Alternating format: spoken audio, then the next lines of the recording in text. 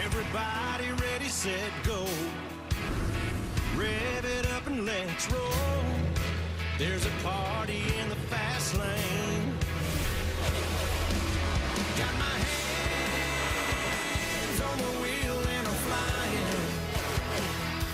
Heartbeat loud as the thunder rolls. Riding in on the stampede of lightning.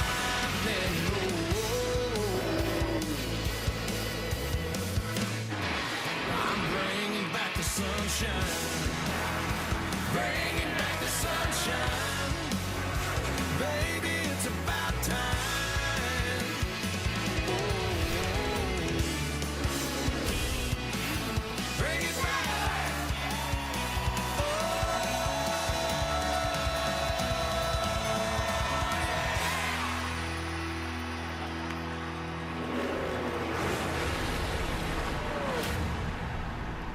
Just inland from the hard-packed sand of Daytona Beach sits the 2.5-mile high banks of Daytona International Speedway, where over the last 4 decades, one name has risen above the rest: Earnhardt. Father and son will be forever linked with the World Center of Racing. And tonight, Dale Earnhardt Jr. in his final season as a full-time driver races here one more time, looking for a win that would get him into the playoffs and add to a legacy that has shaped the sport. Welcome to the NASCAR Monster Energy Cup Series Coke Zero 400, powered by Coca-Cola. Hello, everyone. I'm Rick Allen, alongside 2 of the very best in the sport, Daytona 500 champion crew chief Steve Letarte, and 17 years ago today, one of Jeff Burton's 21 wins in the Cup Series was right here on this racetrack. And it's such a big facility, and that's not just the size, just the stature of what happens when you come to Daytona. It's bigger, really, than the race. It absolutely is. Daytona International Speedway can be career-defining. This racetrack, 2.5 miles in all of its glory, is the home to NASCAR. NASCAR was created just miles away on Daytona Beach. This truly is the World Center of Racing. And if any of these drivers can add Daytona to their resume for the first time, or perhaps multiple times in their career, it will change the course of their entire career. And when you say multiple times in a career, we have to bring up Dale Earnhardt Jr., his final run at Daytona. Yeah, 17 wins here. This is without a doubt his best racetrack. But we're going to have to see a Dale Jr. different than what we've seen this year. His strength is restrictor plate racing, but we haven't seen that this year. Only 8 laps led in the 500. So for Dale Jr. to be successful tonight, he's going to have to be that aggressive Dale Jr. with a car that will allow him to do it. Well, Jeff, you say that you want to see Dale Jr. of the past. Well, it's already looked that way this weekend. 2 years ago, Dale Jr. started from the pole position. He went on to win this race. One of his 2 wins in this race is, well, this weekend, he's back on pole. The car looks like it has speed. The question is, will it handle? Will it allow him to be the Dale Jr. of old, controlling the runs, controlling the draft? He starts up front. He won the pole earlier. Now, who can beat him and who has to beat him at Daytona? Well, I think we have to look at people that haven't won yet. The playoffs are coming, and you need a win to lock yourself in. So a lot of big names haven't won yet. Kyle Busch, he's been passed for the win 5 times in 2017. He needs a win. Joey Logano, I know he won at Richmond, but post-race inspection, he failed. That means he cannot use that to advance him into the playoffs. He needs a win. Chase Elliott, we keep waiting for Chase Elliott. A 3-time runner-up, and he nearly won the 500 in February. So there's 3 guys that need a win, and they can make it happen. A lot of storylines we're going to continue to follow throughout the evening. But let's go pit side now with Dave Burns. And Rick, in May, Ricky Stenhouse Jr.'s team rebranded his race car and gave him a new catchphrase. What did he do? Promptly went out and won his first Monster Energy Sprint Cup race in 2017. Tonight, he'll hope to win again on the restrictor plate. Kelly? Kurt Busch has had Monster Energy champion on his resume since 2004. February, he added another title, Daytona 500 champion. He says it feels different coming back, knowing he's conquered this place. He looks to do it again tonight, Parker. Kyle Busch is winless in 2017. He's also on his 3rd crew chief of the season, Jacob Cantor. He also has a race engineer from the 20 Xfinity car. It's an island of misfits over here on the 18 car, but they're hoping to get in victory lane tonight. Marty? Parker, nobody's been better at winning stages this year than Martin Truex Jr. If he's going to do that tonight, he has to do it from the 25th starting position. Going to be fun to watch Truex come up through the field this evening from the back to the front. Time to crank the engines at Daytona. And now, for the most famous words in motorsports, please welcome your Grand Marshal, retired 4-star General General with the U.S. Army and former NATO Supreme Allied Commander Europe, Wesley Clark. Drivers, start your Sunoco Green E15 powered engines made with American ethanol. Get fired up when you're ready.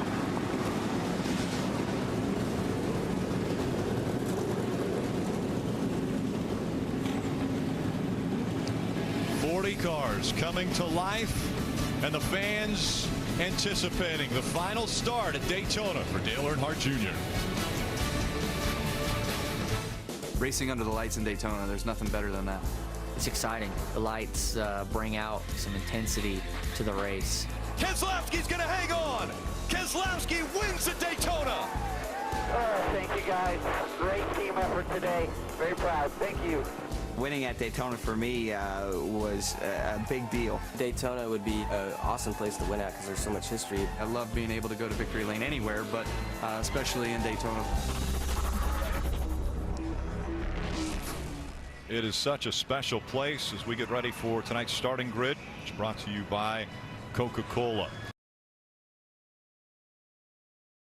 Indianapolis, North Carolina, won at Daytona the last time he started first. He starts first tonight.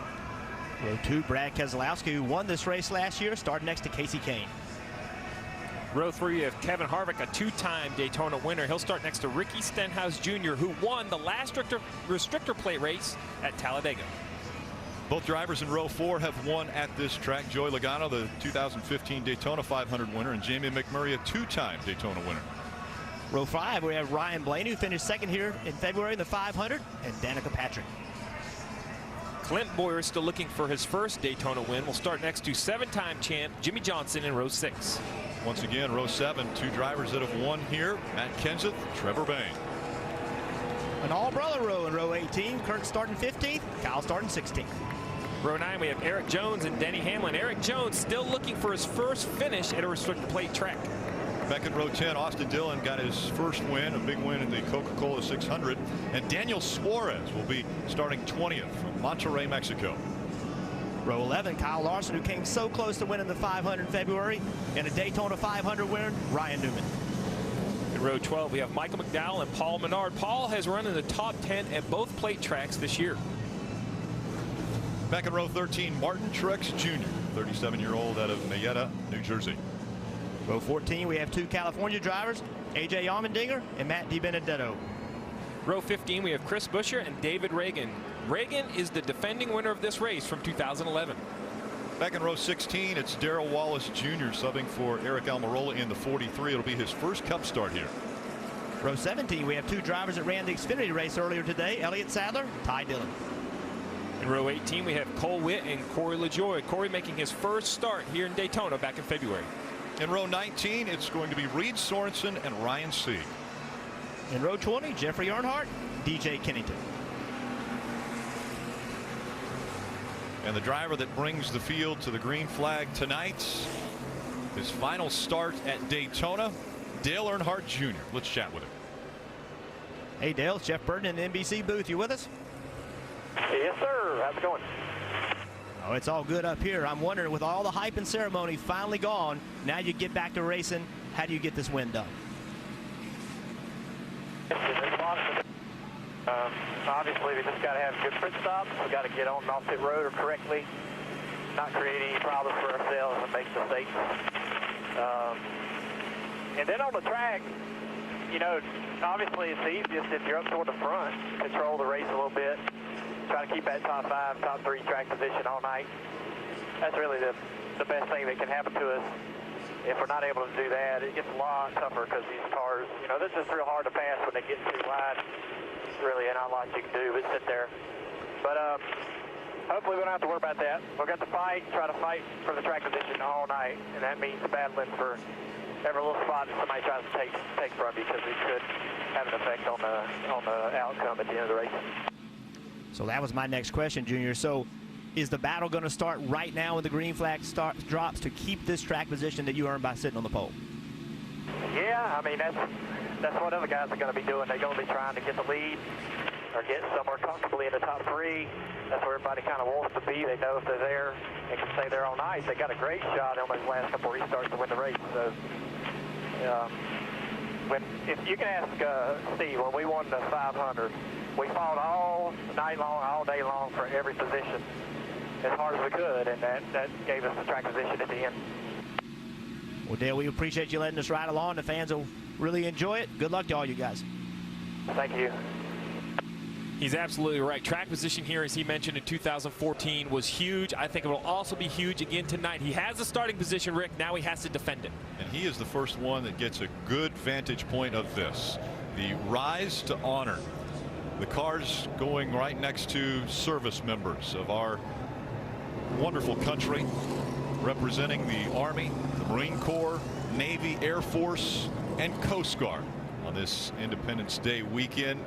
The drivers, the fans, the crews, all saluting the heroes of the United States, our service members.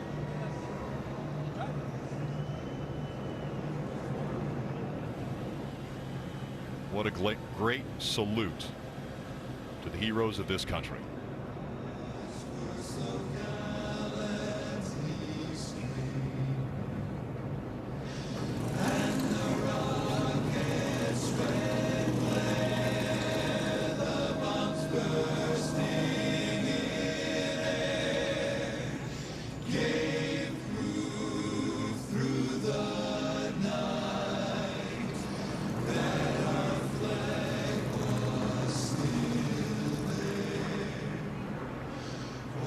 Say does that star-spangled banner yet wave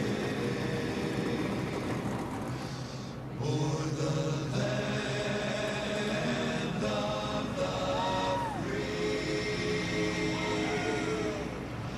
and the home of the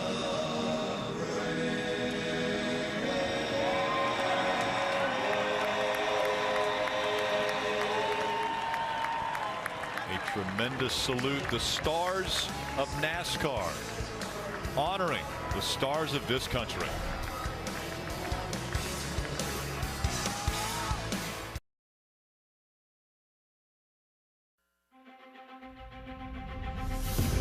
The racetrack is the cornerstone of the sport. Under the lights, it just kind of adds that little mystique. There's a lot of anticipation. Everything just seems to be heightened. It's just an aggressive race. There's an opportunity to win, and there's an opportunity to have a big crash. Oh my God! Oh my God, that is not good. There's a trophy on the line, and everybody wants it. Keselowski's going to hang on. Keselowski wins at Daytona. Winning at Daytona is a big deal. Daytona, that is the one track that you want to be able to win at. Coming to the checkers. Oh, that was close. I don't know. Man, what a close finish that was. One for the history books. I mean, that's about as exciting and as a race car driver as you can get. In Daytona, you just don't ever know what's going to happen. That was beautiful. Very, very nice. I don't really know how to put that into words. We just couldn't believe it. He was with me tonight. I don't know how I did it. Any race that you win at Daytona is special. That's a unique opportunity for all of us. Winning would mean everything to me. Being on the list of Daytona winners is definitely something that you want to put your name on as a driver. There is something about Daytona International Speedway that brings out the best in drivers and crew members. We have some great vantage points. Our aerial coverage provided by our partners at Smithfield Foods. We're also going to be riding along with a few different drivers. Guys, take us through it. First car with is Bubba Wallace, starting back in row 16, the Coca-Cola cam. The 47 of A.J. Allmendinger will become the Kroger Click List onboard camera. We're going to be riding along with Kyle Larson with the Credit One bank camera. In the 10th row, Daniel Suarez will have the Subway onboard camera. Up in row 5, Ryan Blaney, first-time winner this year, will carry the Ford Performance onboard camera. Joey Logano, one of the most aggressive drivers on the plate races with a Coca-Cola camera. In a view close to the front in row 3, Kevin Harvick has the Jimmy Johns on board. And the best view of the house so far, pole sitter Dale Earnhardt Jr. will carry the nationwide onboard camera. So many important things you have to know about Daytona International Speedway when we come here to race in the summer on Independence Day weekend. Let's go through some of the particulars. This race, 160 laps, totaling 400 miles around this 2.5-mile super speedway. Rick, this year those races have been broken down into stages. This race will go 40 laps, and 80 laps. The fuel window 45 to 49, so they can run over the stage length of those first 2 stages. And remember, with 2 laps to go, coming to those stage ends, pit road will be closed. Double yellow line out of bounds here at Daytona. You cannot improve your position going below the double yellow line.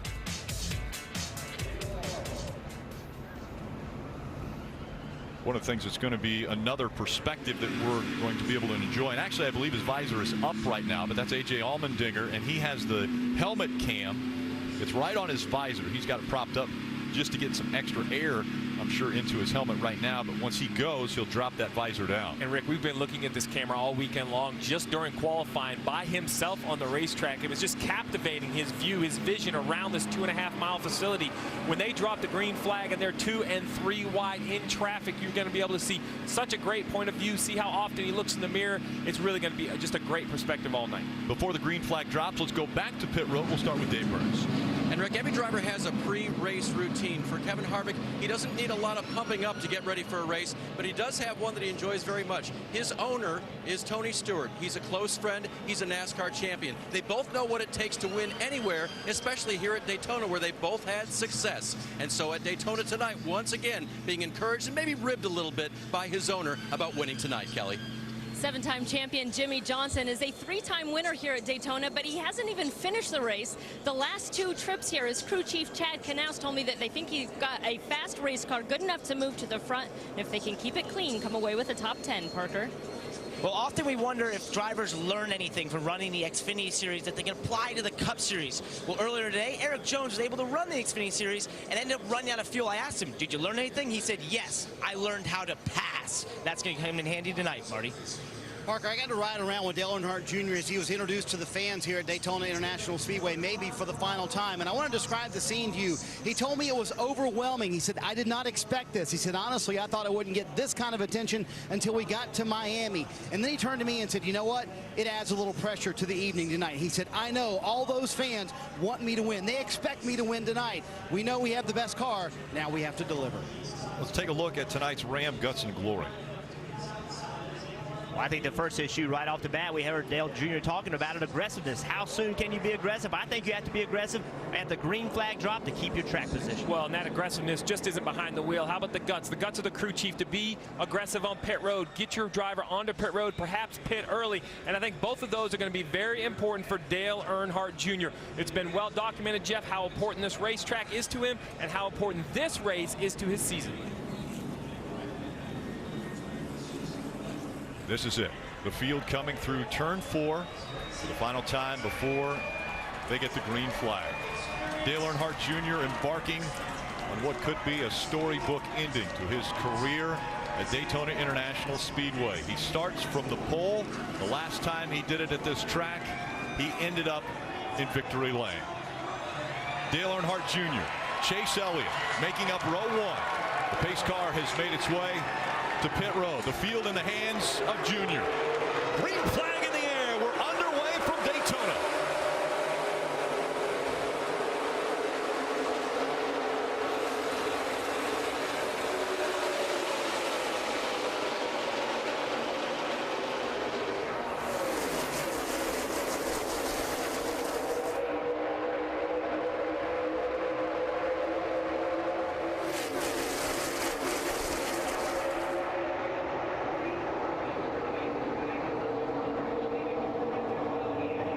Great perspective as we see the bat cam going down the backstretch at 100 miles an hour. That camera moves from one point to the next.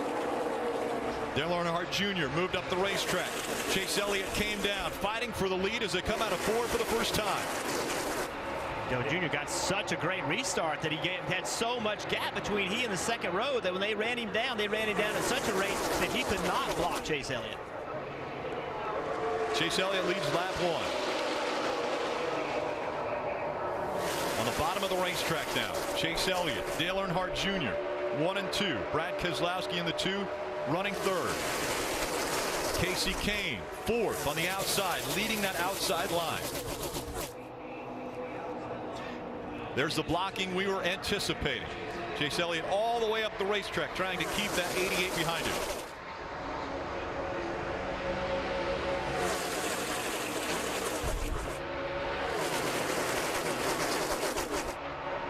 Two by two all the way back.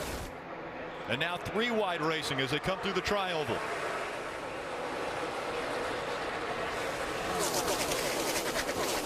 Speed here at Daytona is just unbelievable. 200-mile-per-hour averages, tight-knit in this pack. You see some cars sparky from time to time. Very normal, very expected, a low air pressure at the start of these runs.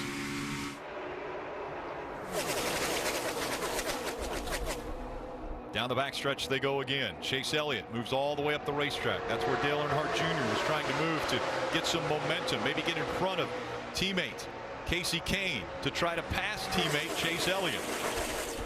Hendrick Motorsports well represented at the front of this field. Brad Keselowski in the 2. The 3rd car back on the inside. Jimmy Johnson in the 48s. Still mid-pack, closer to the front than the back. Well, and that's the struggle, Rick. That's the struggle the drivers have been talking about track position. You see Jimmy Johnson has a decent race car, but he's in the middle 3 wide. There's really nowhere to go. The track is clogged in front of him. He just has to be patient, wait for the door to open up as Dale Jr. gets shuffled out of line. Brad Keselowski takes advantage of Dale Jr. coming down the racetrack, and now Dale Jr. on the inside will try to get the inside line moving, but Keselowski's taken second away, and here comes Kevin Harvick in the 4. Helps coming though to Jr. 21 pulled right up behind him. At the same time, the leaders tried to block. That helped Dale Jr. as well, gave him a little bit of sniff of that draft, so that's going to help pull Jr. back to the front. Chase Elliott goes low once again, opens the door for the 2. Here comes Brad Keselowski. He's going to move on the high side, trying to take the lead away from Chase.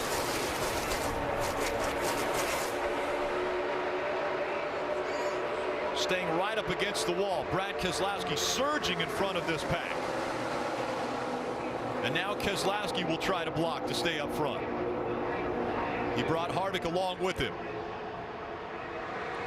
Now it's all about information. These front 2 cars, the 2 of Brad Keselowski on board here with Kevin Harvick. They're trying to control their car out front. Continue to look in the mirror, listening to their spotter, trying to figure out what lane to block, where the momentum, where the runs are coming from. Keselowski out in front now. Kevin Harvick just behind him. Let's listen in on the spotter communication of the 2 teams.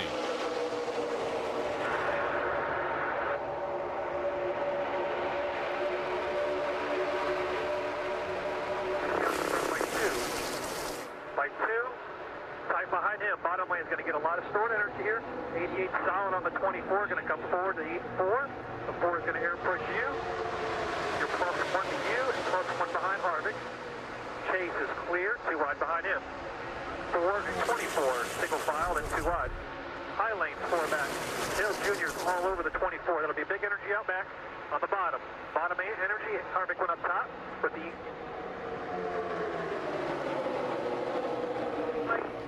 And that was spotter coverage presented by Liberty Mutual Insurance, helping drivers worry less. You heard Dave Boyd there, or Joey Meyer, excuse me, the spotter for Brad Keselowski, giving him the information behind him, but Brad Keselowski still looking in his mirror to watch which line he has to get in front of. Boy, and Rick, when you mean behind him, Jeff, he didn't mean 1 car behind him. He was talking about the 24 and the 88, who were 3 and 4 cars behind him. And Steve, it was amazing to listen to Joey Meyer, Brad Keselowski's spotter. He was doing all that while Brad was in the lead. You would think nothing's going on while you're in the lead. You can just hang out. That's not the case, is it, Jeff? He wants as much information as he can. Where's the energy coming from behind me? That's as key as anything in a plate race. That's right. That energy is the run. A guy pushing another guy, getting that run on the leader. You can't see that develop. You only see it after it's happened, and then it's too late to block. Chase Energy fakes low, and Chase Elliott goes for the lead on the high side. Grab an ice cold Coke and buckle up. You're watching the Coke Zero 400 on NBC. And the first caution has come out.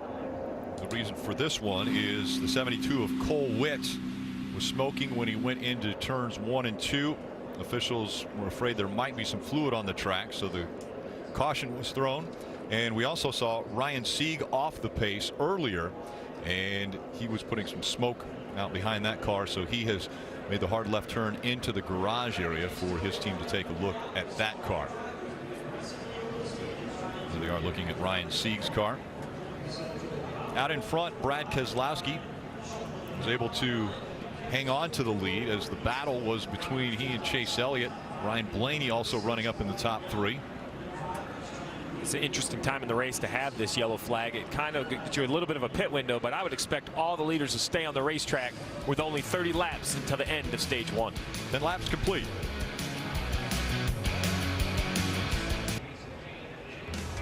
Just a few miles away to the beach here at Daytona Beach, Florida. Welcome back to Monster Energy Cup Series racing from Daytona. We get ready for the restart. The field approaches the Geico restart zone. Green flag back in the air.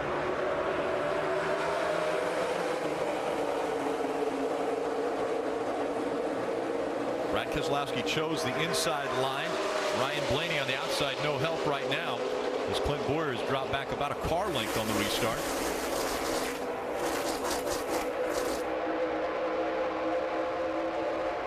Marty. Restart just happening, Rick. Denny Hamlin coming back down pit road. They changed right side tires under that caution we just had, but they only got one lug nut on the right rear. Now the race is he going to be able to stay on the lead lap? I don't think he's going to be able to. They put lug nuts back on the right rear. Denny heading out, and you see the pack going to catch him really quick. Well, he'll be on the lead lap right now, leaving pit road, but as Marty mentioned, the pack will catch him really quickly. If not this lap, he'll be 2 seconds off the pace without drafting help, Rick. So it's just a matter of time if he's not caught, fortunate enough to catch a yellow. If the caution doesn't come out, he will be freight trained here in just a little bit. He's out in front of this pack, but the pack already 3 wide behind the 2 of Brad Keselowski. The 24 of Chase Elliott is up top and making the 3rd lane work. I tell you, something making something work is that 21. Blaney, he has been really aggressive, moved himself into top 3. Here comes Blaney once again, looking to the high side now. Below him, the 4 of Kevin Harvick. Those 2 running 2nd and 3rd. Well, Jeff, we asked the question, how early will they be aggressive? I think the question has been answered. Lap 14. I was going to say 13 laps into this race, and the entire top 20 is just jammed together. This has been Brad Keselowski's formula. He has, without a doubt, been the most aggressive driver on speedway races the last year and a half. He's decided he wants track position. He's going to block. He's going to defend. He's going to do whatever he has to do to keep it. Chase Elliott has already led 4 laps in the blue and white number 24. Here was the latest conversation between him and his spotter, Eddie DeHaans. Fans surrounded gave 88 the push. This is 21. Simple. Yeah, that's good information. That was be a legitimate player. Crew Chief Alan Gustafson told me earlier today he's very good at this and he expects him to run up front all night after that great qualifying position. Marty? David, in front of him, Ryan Blaney, the 23-year-old out of High Point, North Carolina, making some aggressive moves this evening. Fun to see these young guys up front. When I asked Eddie Wood about him, he said, you know Smoker what? off of turn 4, Marty. We got a smoker coming off of turn 4. That's the 15 going around DJ Kennington.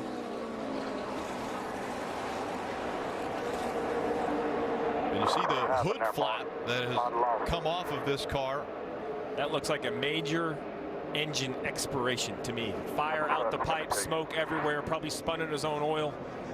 I mean, that is a major explosion. You almost see a trail of fluid that he spun in coming to a stop. You heard him say motor blew up. Simple. DJ Kennington, 39-year-old out of St. Thomas, Ontario, Canada.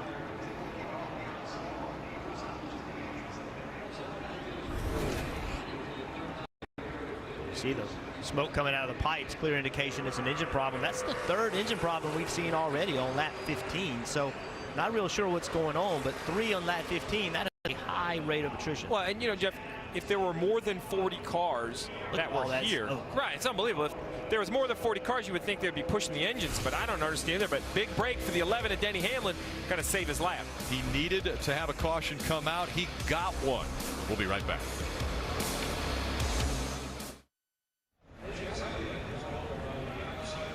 Because of all of the rain that has been happening over the past 24 hours, there is a competition caution. This will actually be the competition caution. It was supposed to be lap 20, but it's coming a little bit earlier.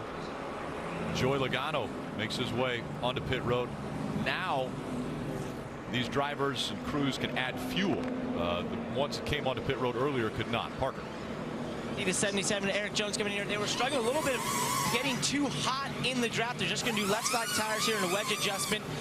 Marty.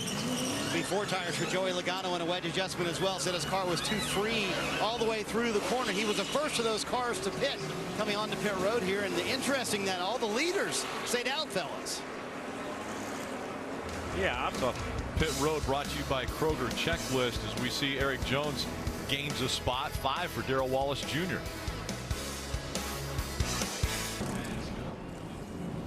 And welcome back. I want to go to the Toyota Camry on-track car with the newest addition to our team, Otto Bolden. Hey guys, yeah, I'm in victory lane with the NBC Toyota. I can tell you in this business, NASCAR, just like in my business, it's all about power to weight. That's what makes you fast, right? But it's also about aerodynamics. So I'm looking at this car, I spent a lot of time looking at this car for the last half hour, and everything is designed to make air go in a desired position and in a desired direction. And then I come to the front of this car. So Steve, this question is for you. How in 2017, with all the sophistication that these cars have, this is like the necklaces around the necks of sprinters in the Olympic Games. How come these things are on the front of these cars? Well, Otto, you have to have the hood pins to basically keep the hood down. That hood would just fly up if that clasp wasn't there to hold it down. And they put those lanyards there simply enough so they don't lose them. In and out of practice, they'll be able to keep it. During the race, though, what they'll actually do is take that cord right here, this one you see right there, and they'll actually push it down into that hole. So the cars on the racetrack won't have that cable, won't have that sprinter's necklace, as you called it. They'll just have the required pin. And let me tell you what, Otto, make sure they're in good, because Jeff, you and I have both seen what happens when those fall out. Yeah. The hood hits the windshield and the driver's blind. Nothing good comes after that, I can promise you. Nope. Otto Bolden mentioned his business and what he has done, accomplishing what only 4 men in track and field have ever been able to accomplish, earned 4 individual medals in the Olympics. And we are glad to have him be a part of our team. This is AJ Allmendinger's helmet cam. That's a great view right there. You see those green lights on the top of his dashboard. That's a whole digital screen right there. And those lights that kind of go across like that will show at some point coming down pit road. And you'll see that's those graduating lights we talk about. You run 5 or 6 greens or maybe 5 or 6 yellows. That gives you a good perspective on what they use to run pit road speed. You see Chris Buescher too fast entering on his pit road penalty, so he got a little off on those lights. And the field approaches the Geico restart zone once again. Now out front, Brad Keselowski, Ryan Blaney. Once again, Brad Keselowski has chosen the inside line.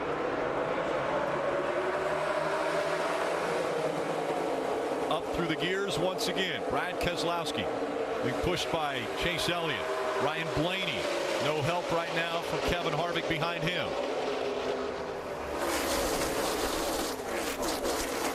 Every restart we've seen 3 wide form.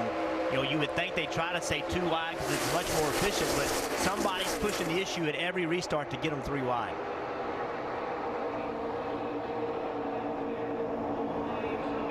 An incredible perspective down the backstretch, riding along at 100 miles an hour as the cars whistle by at nearly 200 miles an hour.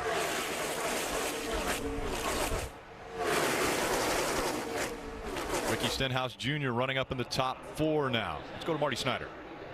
Rick Dale Earnhardt Jr. started on the pole. Maybe not as quick as we thought he would be here early in the race. Let's take a listen on the radio to see what Jr. had to say. Yeah, I do not like the bottom. It ain't been that good. I mean, 3 wide is never good. No, not on the bottom. That guy behind you can only get to you for a short second, then he shoves you out there, then you have no help again, and you're at their mercy because your quarter panel's like, here I am, come get me. And see, this really goes back to what Junior talked about yesterday. He said he was kind of upset that there weren't more cars willing to practice in a big pack. He said, I learned some things about my car because I really worked on that. Every time I could find a pack, I did it in practice all this week so far here in Daytona. Why don't teams want to go out there and practice in these big packs anymore, Steve? Because obviously it would be very helpful for the race. Well, it's helpful, but it's risk. There's a risk to tear up this car. There's so much time and effort put into the primary car. These teams don't want to go out and risk wrecking it in practice. But those comments by Dale Jr. to his spotter, TJ Majors, the conversation about 3 wide and what's good and what's bad, that goes directly back to what Dale Jr. says in every interview.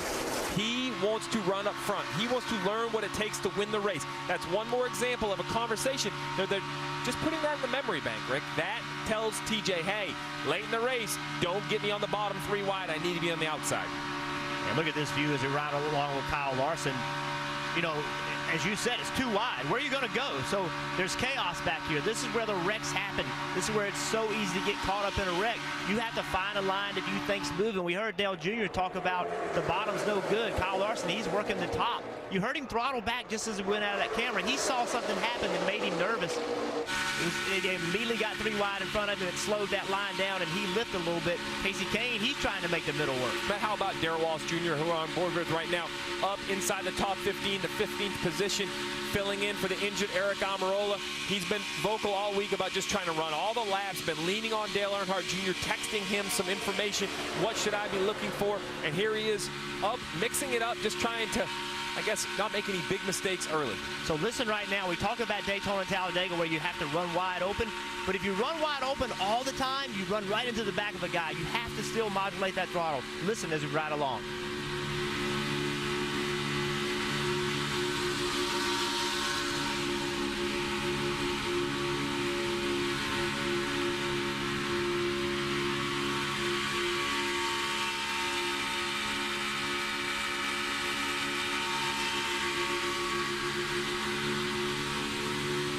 See the mile per hours as well. 196 miles an hour, 197 now, 99, 200. Darrell Wallace Jr. currently running anywhere from 14th to 16th, matter on which second you look at that. And Rick, you know, we talked about the 43 right to his left, the 41, Kurt Busch, the Daytona 500 champion. The Daytona 500 came down to fuel. Well, that is exactly how you save fuel at a super speedway. You get back in the draft, let another car pull you along. Every time you see those green lights go out, that means he's not wide open on throttle, burning less fuel. Still out front, Brad Keselowski choosing the lane that he wants to stay in front of. Whichever one has momentum, he gets into it. This is a great perspective, riding along with A.J. Allmendinger. You see right there, every time the helmet kind of moves, that's A.J. looking up into the mirror. So he's looking forward here, looking forward. As he gets down into the corner, he'll focus on the car in front, but I'd be surprised as the exit turns 4, watch the helmet look up towards the mirror over kind of to the right side of the race car.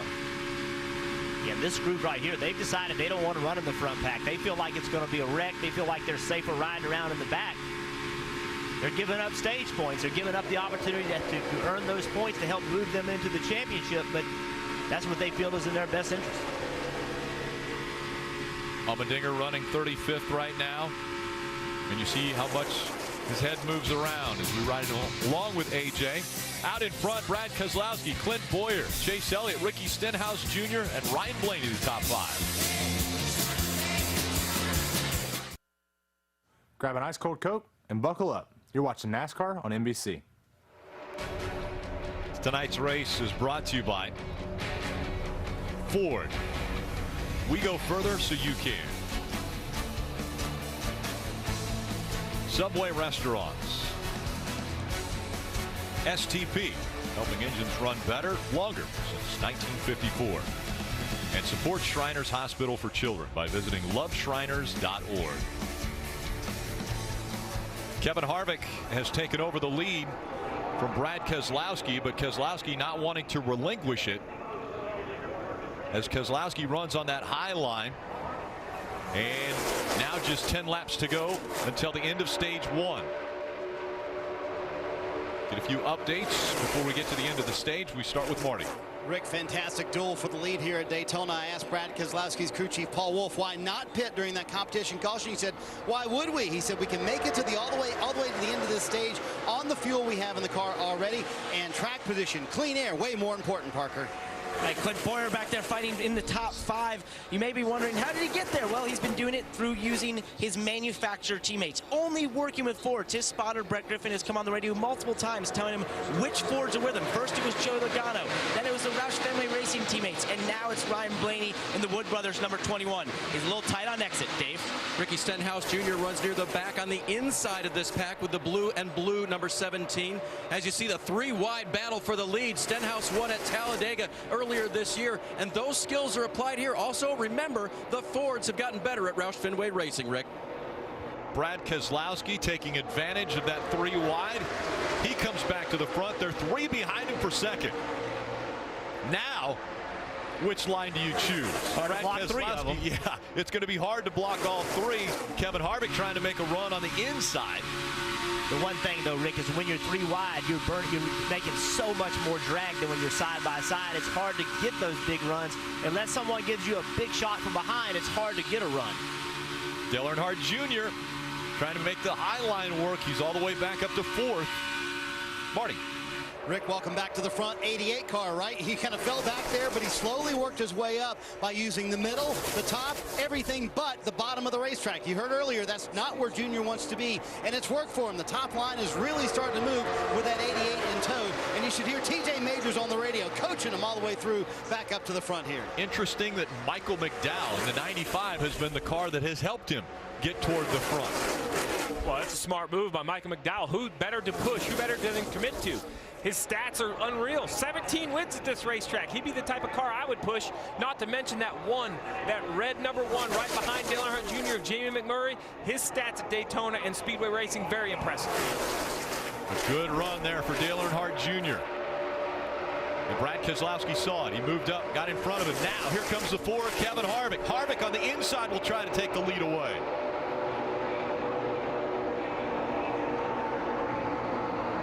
Kevin Harvick nosed in front of Brad Keselowski for just a moment. Now they're door to door and side by side through 3 and 4. It's great racing. 7 to go to the end of this stage. Everybody's trying to position himself. Bonus points awarded at the end of each stage. Kevin Harvick led that lap. Brad Keselowski, Dale Earnhardt Jr., Ryan Blaney, Clint Bowyer, Jamie McMurray, Joey Logano, Chase Elliott, Michael McDowell, Matt Kenseth, all in the top 10, jockeying for position. Rick, it seems very clear there are 2 schools of thought. You see those 15 or 20 cars battling for these stage points, but then there's a group of single file cars behind them. I think they're afraid of the storm. They're afraid of the energy, the craziness leading to this stage finish. Chase Elliott in the middle, sideways loose. Dale Jr. said he didn't want to be in the bottom, but right now he's on the bottom, chasing after the 2, trying to find a way around Brad Keselowski. Well, I think the bottom of single file will work. He doesn't want to be on the bottom of 3 wide. Coming into this stage, Steve, do you think anybody's going to pit with 3 to go before this stage? I think someone outside of this main pack might try to get to pit road with 3 to go, come out, try to preserve their lap for 3 more laps, maybe gain some track position when the leaders do pit. As Dale Jr. climbs down the banking, he tries to make a move now to the outside of Brad Keselowski. And Keselowski dodging all over the racetrack to stay in front of the fastest line. And that now has been led by the 88 of Dale Earnhardt Jr. Kevin Harvick working once again, but Dale Earnhardt Jr. has the 21 of Ryan Blaney behind him. He'll get a little more momentum. Keselowski sees it. He goes back up to block. Now as they come by the tri-oval, Dale Earnhardt Jr. side by side for the lead. The fans on their feet. Big push here. Big push. Big push. Under 4 laps to go. Dale Earnhardt Jr. couldn't clear the 2 yet. That 2 car. Really impressive sitting there.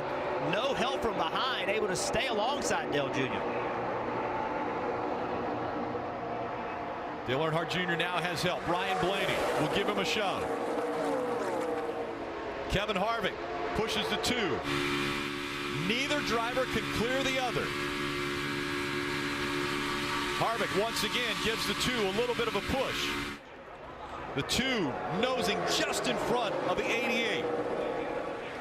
3 laps to go in this stage. Junior goes all the way down, almost making contact with Keselowski. As we mentioned, the 77 of Erik Jones, the 11 Denny Hamlin, they hit pit road last time by, trying to get their service done before the stage ends. These leaders, though, they're not worried about strategy. They're worried about points, trying to win this stage. Where's the push going to come? Who is going to get the big run in order to push either Dale Jr. or Keselowski to the lead? Ryan Blaney looks to the outside. He doesn't want to push anymore. He wants to battle for the lead. That shuffles Dale Jr. into the inside, right in the middle. And now Junior can't get down to the bottom to get in front of the 4, but he still stays out in front. Pit road is closed now as the cars enter turn 1. Just under 2 laps to go. Keselowski, Dale Earnhardt Jr. They're spreading out a bit in the top 5. Dale Jr. all the way to the bottom of the track, trying to pull the 21 back using side drafting. And now the 21 tries the same thing. Brad Keselowski being able to continue to hold off this run are so impressive. He has taken this art form of blocking to a new level. What he was able to do right there shows me he has the best car. I thought Junior was going to go right by him. He had all the energy behind him, and Brad was able to keep alongside him for about 3 laps. Under 1 lap to go in this stage. Brad Keselowski looking very strong out in front of the pack. A good run for Clint Bowyer in the 14. Comes up behind the 88. Ryan Blaney tries to side draft him and pull the 14 back. It'll be hard for Junior to get any energy behind with 2 wide behind him. It'll be really hard for someone to push because those cars aren't going to create enough help. Brad Keselowski, Dale Earnhardt Jr. coming to the end of stage 1. Looking back behind Dale Earnhardt Jr. as they come off turn number 4 for the finish of stage 1. Brad Keselowski, he will win stage 1. Dale Earnhardt Jr. second. Caution. That is the 3rd stage win for Brad Keselowski. And that is a lighthearted dress rehearsal of what we're going to see in a couple stages. Good practice. They wanted to win that stage, perhaps not taking every risk possible, knowing that the big prize is still available, but a great dress rehearsal for all these drivers to learn what they need to do later in the evening. We have 120 laps left. Brad Keselowski with the stage win, another playoff point.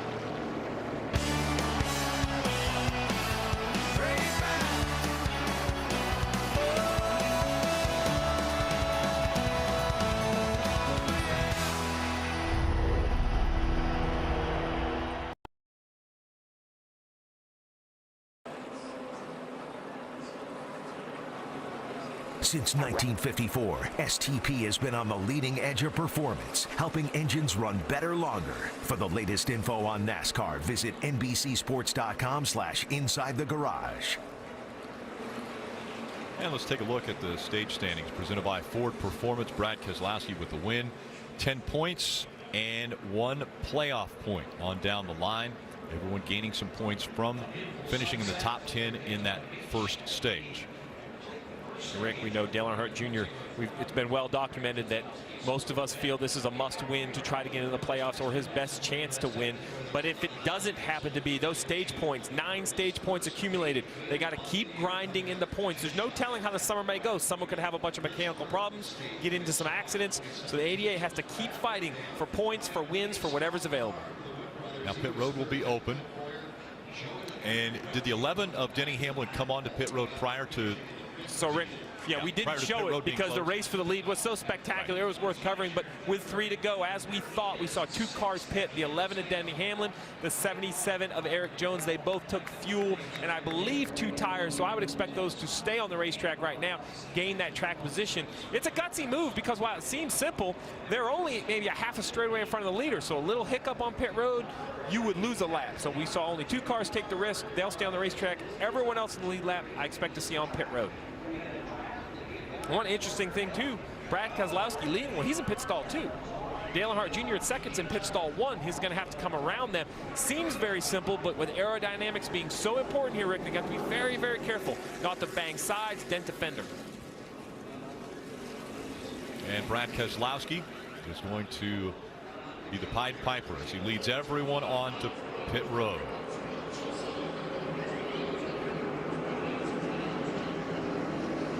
Let's go to pit road now, and Parker. As you see, Clint Bourne, the 14th, finished 4th in this stage. He needs those stage points. He's right on the bubble of making the playoffs on points. They're going to do 4 tires, 2 rounds down to help a tight on exit condition in that 14 car. Parker, you saw it on pit road.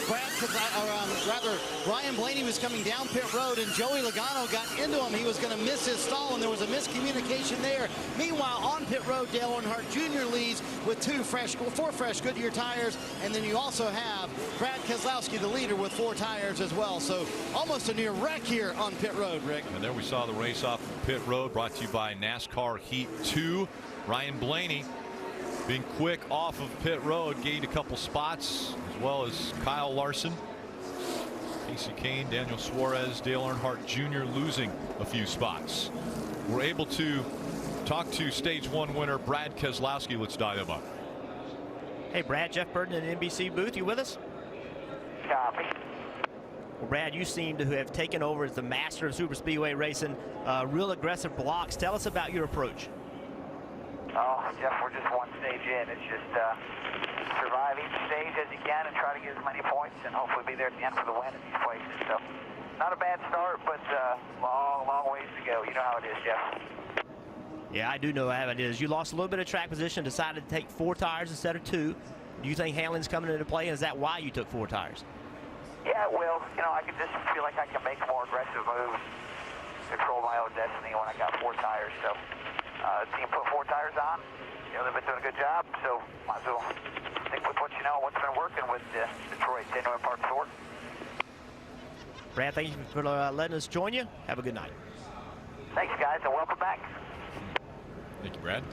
Well, Jeff, we talked about how tight it was going to be on pit road. We thought it was going to be trouble for the leaders, but trouble for Ryan Blaney. Misses his pit stall by the in front.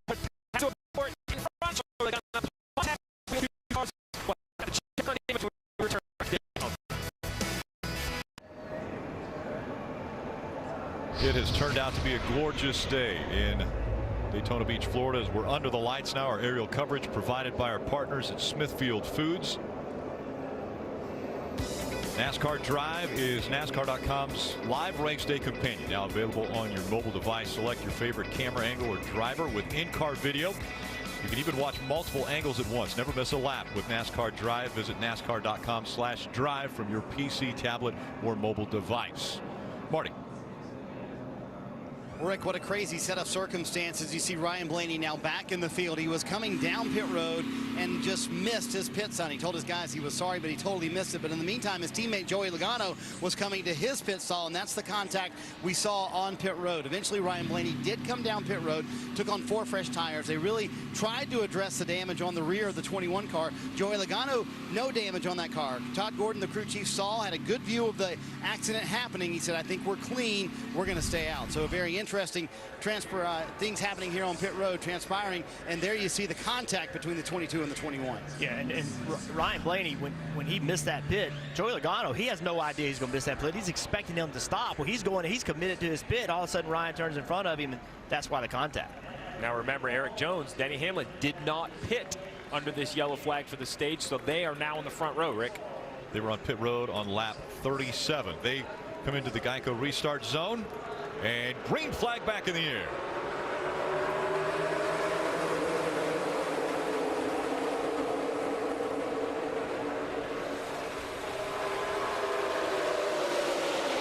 Denny Hamlin surging on that outside line.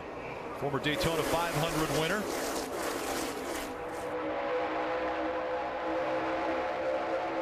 The 88 of Dale Jr. wastes no time. He climbs the bank into the outside of his teammate, Casey Kane, but no one goes with him by himself in the third lane. Here comes a little bit of help, but that help's going to come late. How many positions will Junior lose right here? But I like the move. Maybe not too many. Yeah, but I like the move. That's the Dale Jr. of old. Not following in line, being aggressive, pulling out of line. We've been very critical all weekend that we need to see aggression. That move didn't seem to work for the positive, but it was aggressive. It makes it harder to make that move the next time, though. When you make that move once and nobody goes with you, you lose confidence that people are going to go with you. Normally when Junior makes a move, people just trust he knows what he's doing and they stick with him. I do like that car that just pulled in front of him, though, that two-car Brad Keselowski. That seems to have speed as Eric Jones takes the lead, pulls up in front of Denny Hamlin. Now Eric Jones will go to blocking. Eric Jones, just 21 years old, out of Byron, Michigan. Out in front, has yet to find victory lane in his rookie season in the Monster Energy Cup Series. How about being 21 years old and leading at Daytona, looking in your mirror and seeing Kyle Larson and Denny Hamlin, two Cup winners behind you. 4 wide for Dale Jr. at the top of Brad Keselowski. He cannot want to hear that out of TJ Major's mouth as far as letting him know that he was 4 wide on the outside. And here's the problem. You make a little move, but then down the straightaway, you get stalled. In the middle and the bottom have more energy. It's kind of that yo-yo effect. He needs to try to get momentum and have it last for more than just a quarter of a lap. Let's listen into the radio of the 88. Yeah, that 2's damage is pretty good, so that's nice. Looks like ours is right on that Mountain Dew sticker right behind our number, but it looks okay. So I figured ours was pretty bad. Yeah, you must have scared him a little bit because I saw the flames come out of his pipe when he lifted. I don't know how that happened. I didn't think I turned the wheel. I don't think you did. He was just using 3 lanes to our 1. Wow, it's fun to watch that 88 come roaring up through the field. That was communication during the last run. He felt like that 88 and the 2 had made a little contact indoors, and Rick, almost a near wreck there. Yeah, a couple cars had to rocket down pit road. They're going over 190 miles an hour as they go down pit road. They'll try to come back onto the racetrack, and they will work their way back onto the racetrack. You'll ask people will ask, are they going to get caught for speeding on pit road? You can go down pit road trying to avoid a wreck without getting penalized. So as long as you continue to reduce your speed. That's correct. That's correct. You have to show NASCAR you are trying to slow down some. So we'll see. I don't think NASCAR will make a call on that, but you can go down pit road to avoid an incident. What a move. Take another look. It's just simple real estate. 4 wide, they come off the corner, a little bit of wiggle. Kyle Larson banged between a couple cars. Daniel Suarez and Michael McDowell, they saw pit road as the best and safest option. And smart move, because had they tried to get back on the racetrack, they're going through the grass, and I can promise you they're all wrecked then. And that's what it took. Now 4 wides, back to 3. I think all the drivers got away with 1 right there. Took a deep breath. We'll see. We will see. I think that's the big question right now. Will someone push it again? The question has been answered. How important is track position? Everybody on the racetrack feels it's important, and there's no question they're aggressive, more aggressive than what we've seen so far this year on the plate races. Kelly. And Kurt Busch lost a lot of that track position under that last caution. He had to come to pit road twice because, as Tony Gibson, his crew chief, said, they had a lug get stuck between the wheel and the hat, so they had to come back and fix that on the right rear. Now, one other issue that they could be dealing with here on pit road is that their signboard is not lighting up properly. They can't get it to light up, so as you see all the other numbers on pit road illuminated with those LED lights, the 41s is certainly much darker and tougher to see. Dale Earnhardt Jr. up against the wall. Something wrong with the 88. He got stuck up against the wall and now dragging on the right front. 2, stay up there. Stay up there. 3 more cars. 2 more cars. 1 more car. Clear, clear, clear to the bottom here. No caution yet. Looks like right front, Greg. No caution. This is going to create a lot of damage as he drives around. That inner liner tire is trying to hold the car up a little bit, but these cars are set up so low to the asphalt without having that outer tire. It's dragging the splitter. You see right here, he's up top, right in front of Paul Menard, and he's all the way up. I can't tell if there's contact with the 27 or if the tire's down before. Right rear flat going into the corner, the right front flat. You heard him, he thought he had a right rear flat. So the reason the 27 was on his bumper is Dale Jr. felt he had a flat tire and he was trying to go into the corner a little slow. Dale Jr.'s coming to pit road. Kyle Larson also on pit road right now. And there's a lot of damage on the 88, a lot of aerodynamic. The fenders pushed in, the tires flat, and more importantly, he's just continuing to lose time relative to the field. Kelly. And it was just a quick stop down here on the 42 as they tried to assess some of that damage from contact there with Dale Jr. I'm going to get an update as soon as I can. And Kelly, Dale Earnhardt Jr. coming down pit road. You can hear the disappointment in his voice. It's obvious, it's palpable. He said he felt like he had a right rear going down when he was coming through the tri-oval, and then he felt it go when he was going into turn 1, and then also the right front obviously went flat when he made contact with all. Heavy right side damage on that 88 car. You see them trying to bang that out a little bit. And going to put 2 right side tires on here. But for Dale Earnhardt Jr. came in as a favorite. The fans wanted him to win, expected him to win tonight. It's not going to happen. You see the gentleman on the right front tire. It's more than just a fender. He looks like he has a ratchet in his hand, perhaps right there, trying to break a fender brace off. They have to put a new tire on. Very costly for the 88. So the 88 with damage to the right side after a tire goes down. Into the wall he goes. Denny Hamlin, though, rockets to the front now, and he leads at Daytona.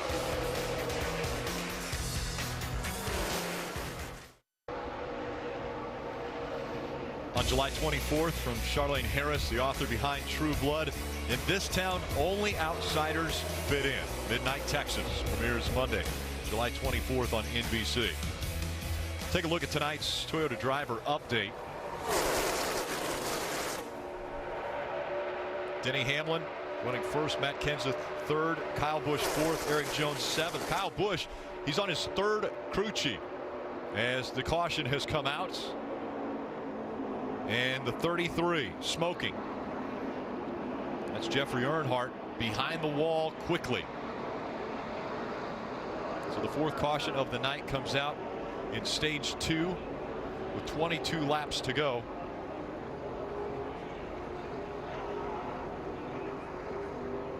That's going to help Kyle Larson, who was 1 lap down. He was the highest car scored at least a lap down. Dale Earnhardt Jr. has scored 2 laps down. In a way, that will help Dale Earnhardt Jr. in the fact that he will then be the highest scored car a lap down once Kyle Larson gets his lap back. Yeah, with only 21 laps to the stage finish, they know that another caution is coming. This is when it comes down to race management for Greg Ives. He has to decide here, does he want to try to get the wave around if caution or if cars do stay out? He comes down, continue to work on that car. We have seen damaged cars come back and win races. Kurt Busch did it here in February, the Daytona 500. He was in an accident. Ricky Stenhouse Jr. did it at Talladega. With just a few laps left, 30 laps left, he had damage. They taped the hood up, he could recover. So I think that's the most important thing for this 88, is you can't be sad about what happened. You have to move forward, repair this car, continue to work, try to put it together the best you can. I touched on the fact that Kyle Busch was on his 3rd crew chief. Adam Stevens, when the wheel came off at Dover, he was suspended for 4 races. The interim crew chief, then a week ago, 2 lug nuts loose, and now they're on their 3rd crew chief, which is Jacob Cantor. Let's go to Marty. And guys, when Dale Earnhardt Jr. did come down pit road, that right rear tire that he thought went flat actually was up, Steve. So that could have been the 27 actually hitting him. What he thought was the right rear going down. When they did hit the wall, that's obviously when the right front let go. They're already making a plan of when they could take the wave around, but right now they're 2 laps down, Dave.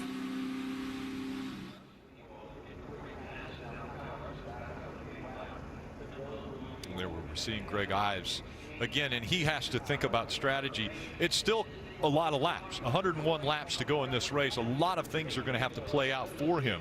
Well, the biggest information right now is how many cars pit. If all of the leaders pit, then Greg Ives and Dale Jr. can stay out. But as we start to see some of the leaders stay on the racetrack, that changes the position. They're going to have to work on their car. The 77 of Eric Jones, the 2 of Brad Keselowski, though, they lead a pack to pit road.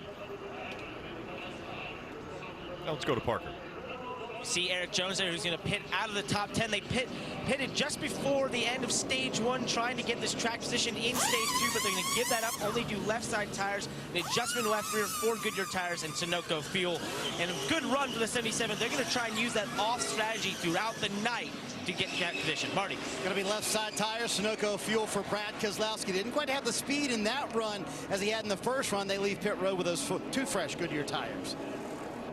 And the race off pit road brought to you by Kroger Click List. Eric Jones holding his position coming off of pit road.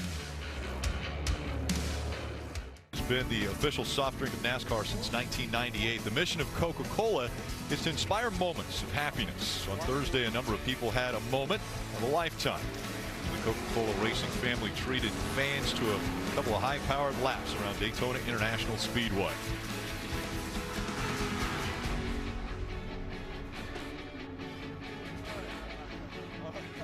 Always smiles on the faces of those drivers. Get NASCAR coverage when you're on the go. NASCAR Mobile, the official app of NASCAR, puts race coverage and live in-car cameras at your fingertips. You can even listen to drivers and teams discuss race strategy. Download for free at NASCAR.com/mobile.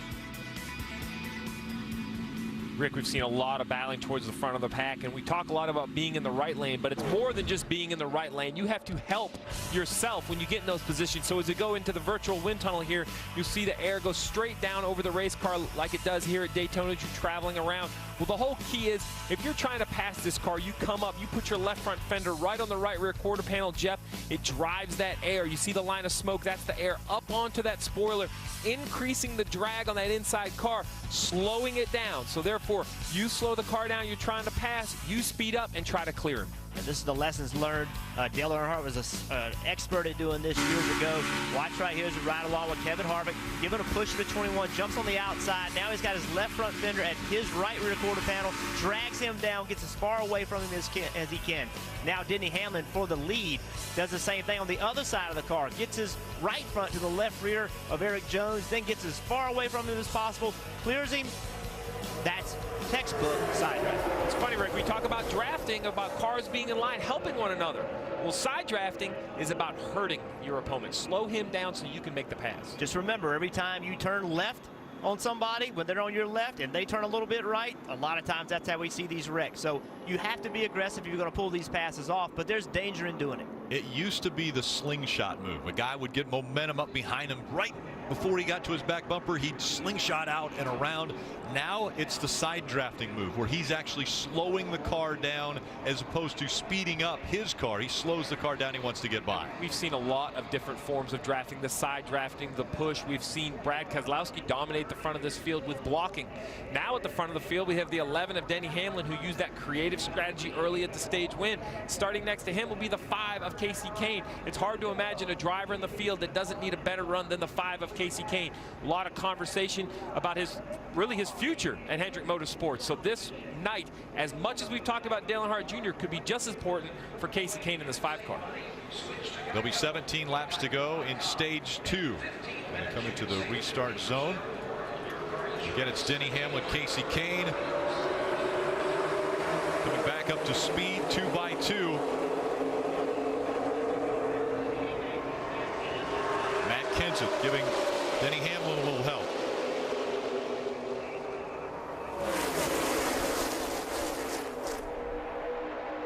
We saw this earlier with the 88, Jeff. He got out to that 5 or 6 car length lead and couldn't stop the runs at the end of the backstretch. We'll see if Denny Hamlin's any more successful.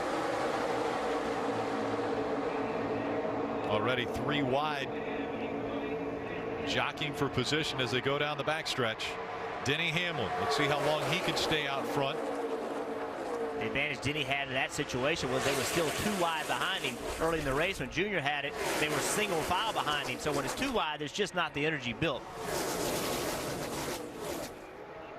Denny Hamlin, after winning the Daytona 500, an avid sportsman, loves to play golf, basketball, has a wonderful house, and he actually has a garage that's a part of his house that he keeps the Daytona 500 car, and it's behind a glass wall. So people that come to visit him at his house, they can see the actual car that he won the Daytona 500 with, and the trophy is right there next to it. Rick, anybody wants to know how big it is to win at Daytona? The whole car becomes the trophy. Matt Kenseth looking high now. While Kenseth goes high, the 6 of Trevor Bayne trying to find an opening. He's running 3rd. How about Brendan Gaughan in the bottom lane, running in 8th position, came way from the back to get here. Here comes Kasey Kahne once again, making that outside line work. He has Kyle Busch behind him. Denny Hamlin trying to choose the right line to stay in front of. Whichever one has momentum. Now he allows Matt Kenseth to get beside him on the bottom of the track. But Kenseth, no help down there. Trevor Bayne gave Kenseth a big push, almost got him cleared, didn't quite have the speed to do it. Now Trevor's going to get back behind him, try to get a push. Look at Blaney on the inside making it 4 wide. 4 wide as Blaney goes right up against the double yellow line. You can't go below it to improve your position. That was huge for Blaney. We ride along with him. Jimmy Johnson working to his outside. Blaney on the inside of 3 wide. Jimmy Johnson in the middle. This is when your spotter's got to be telling you 3 wide, 3 wide, you're 3 wide, you're on the bottom, giving you that information. You can't see that top lane, you only see the lane beside it. Look at the front of the pack. So much has been made about Joe Gibbs Racing and the fact that they haven't gone to victory lane yet this year. The 11 of Denny Hamlin leading, Matt Kenseth in 3rd, Kyle Busch in 4th. And they have been one of the best teams at working together at the super speedways. Sticking together when the team needs to get up front. They work together. Let's go through the field, brought to you by Nationwide. Kelly. Casey Kane, who had been leading that outside lane, came here after a hard crash on the last lap at Sonoma. He told me yesterday he was still pretty sore. Thought it was his back. It turns out his kidney. It might still be bruised. I asked him what it was like to race here following that. He said, well, it's a pretty good track for that, other than I have a 50-50 shot of getting wrecked. Well, so far he's been able to keep it clean, Parker. Trevor Bayne only has 1 win in the Monster Energy Cup Series, and that is here at Daytona in the 2011 Daytona 500. And right now, where he finds himself in the points position, he is not going to be able to point his way into the playoffs. So I asked his crew chief, Matt Pusha, what's the goal here? What are we trying to do? He said, we have one thing on our mind, and that is going to victory lane, just like his teammate Ricky Stenhouse Jr. did at Talladega earlier this year. Dave? Brendan Gaughan, one of the drivers, doing double duty today. And remember back at the 2017 Daytona 500, he made it his car owner's dream come true. This is a very small team. They've only run 3 races this year, but they made the 500, ran it, made Talladega, and made this race. And Brendan giving his car owner a good ride again tonight. Parker? Danica Patrick is running it just outside the top 10 right now and finds herself in a position, well, now she's in 23rd, she's fallen back, I'm sorry, but she finds herself in a position where they are focusing on one thing as well, and that is winning. This team had a good run going at Sonoma last week and had it taken away from them with a wreck, and therefore they focused on one thing and one thing only, and that is these super speedways and the opportunity it presents to go out there and get her into victory lane. Dave? Parker, NASCAR's most dramatic moments stay with drivers and fans forever. The 3 car there, the red, white, and blue paint scheme of Austin Dillon. Every time he goes by this point right here, he'll remember the crash he had last summer, walked away from miraculously, and even when he rode around with our Otto Bolden earlier today, or for our countdown to green, he was reminded, that's where I crashed. I remember it every time, and tonight he hopes to avoid that and win. Kenseth out front. Trevor Bayne and Jimmy Johnson fighting for the lead. For the front of the pack, Denny Hamlin has been shuffled back to 4th. David Reagan running up in the top 5 in the 38. Great racing here from Daytona. Stay with us.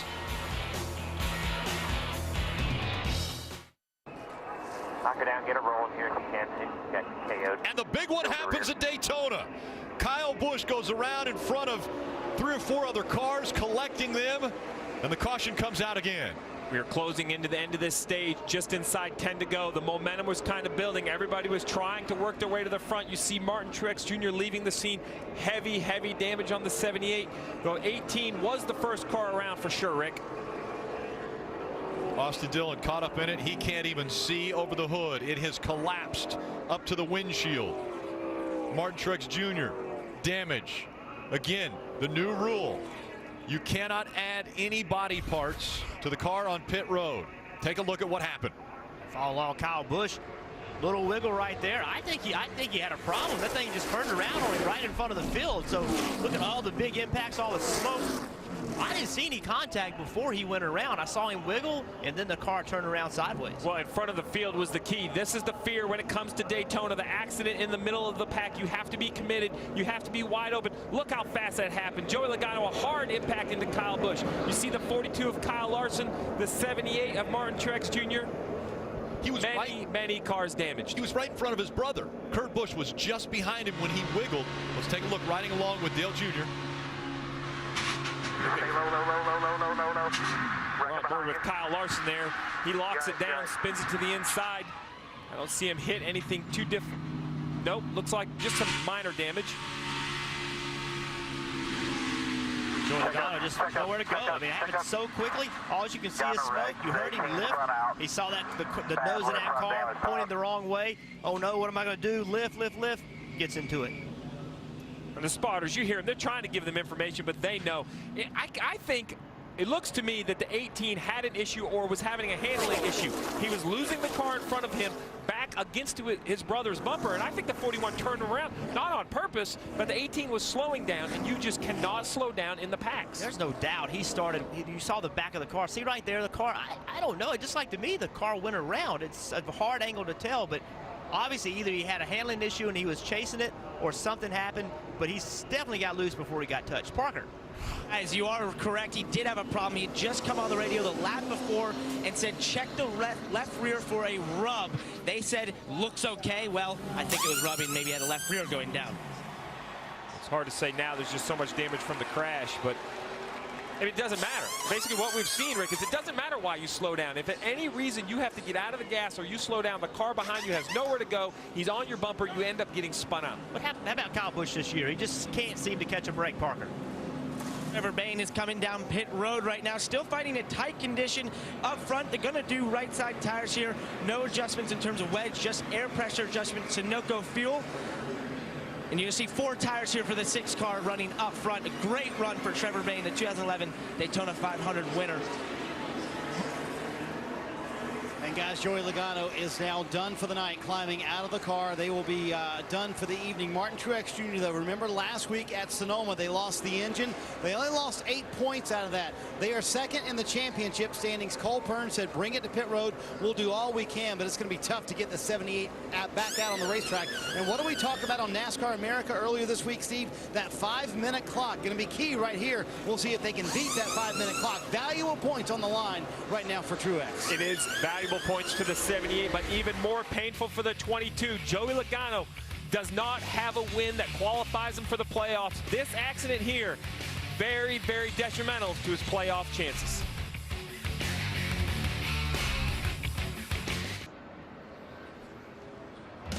And welcome back to the Monster Energy NASCAR Cup Series Coke Zero 400, powered by Coca-Cola.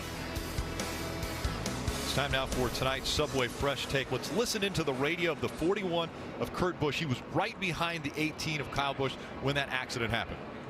Wow, we got lucky there. He sure did. Yeah, I could smell it. I hate it for him. Yeah, he's not real happy with the 95. So you heard him say he could smell it. That has to make me think that he could smell the tire rub. There's a distinct smell that rubber rubbing the fenders makes, and I think he could. You heard he wasn't happy with the 95. I'm thinking that means that Kyle Busch and the 95 at some point got together and got the left rear quarter panel on the tire, or tire-to-tire contact, ended up cutting that left rear tire. 95 driven by Michael McDowell. Trying to see if there is some damage to McDowell's car where there could have been some contact.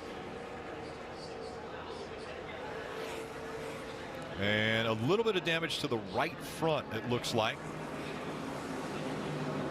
And you see the donut on the right side as well. Caution comes out as Kyle Busch, still winless in 2017, now wrecked here. Spotter coverage so important at this racetrack, especially after what we just saw with Kyle Busch going around right in front of virtually the field. Spotter coverage brought to you by Liberty Mutual Insurance, helping drivers worry less on the track and on the road. Dave. Austin Dillon has walked from the infield care center. What did you see in that mess? I just saw the 18 spin there, and I was hoping he'd come down the track and stayed high, trying to slow down everything he could. I downshifted. It just can't stop fast enough when you're going that fast. But I want to thank American Ethanol and shout out to all our veterans out there. Just wish we could have had a better run. You know, could have done like half the field and rode in the back, but just trying to get bonus points to get in the race at some point. And just, you know, it's going to happen. You just don't want to be in it when it does. Yeah, you don't want to be out of the points. Unfortunately, he is again tonight at Daytona. So, Jeff, we heard the audio of Kurt Busch say that he could smell the tire going down. He thought his brother Kyle would have problems with the 95. Well, here's what we see. We see the 95 of Michael McDowell, the 18 of Kyle Busch side by side, heading down the front stretch. And right here, the 95 comes up, the 18 comes down a little bit, and that is a bad place to make contact. The tailpipes, Rick, come out on the right side, just in front of that tire. Very easy to hurt that left rear tire on the 18. That must be what Kurt Busch smelled on the 18 going into turn 3. You heard Austin Dillon mention how important stage points are coming up on the last 4 laps of stage 2. And out front, Matt Kenseth, Denny Hamlin. Kenseth on the inside, Hamlin on the outside.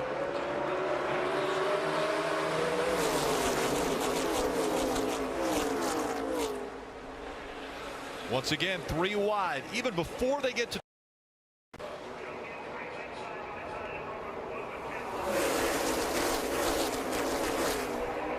teammates fighting for the lead.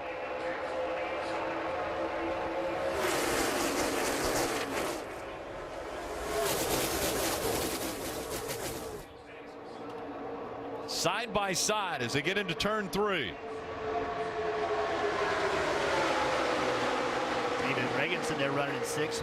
Put a big block on Chase Elliott. Chase tried to get underneath him. David did a good job of using that yellow line. Remember, you cannot go below that yellow line to advance your position. Denny Hamlin, Matt Kenseth, still winless in 2017. 3 laps to go on the stage. Next time by, they will close pit road when the race leader gets to the finish line. Dave. Rick, inside row 3, David Reagan in that green 38. Scored the first stage points of the season in the first stage. Looks like he's on tap to do it again. Can he? On the inside, back there in row 3, currently running in the 5th or 6th spot. And again, they stay side by side through the turn. Who will have the advantage? Back into the tri-oval they come. Now just 2 laps to go. The 2 cars separated by 10 1/1000ths of a second.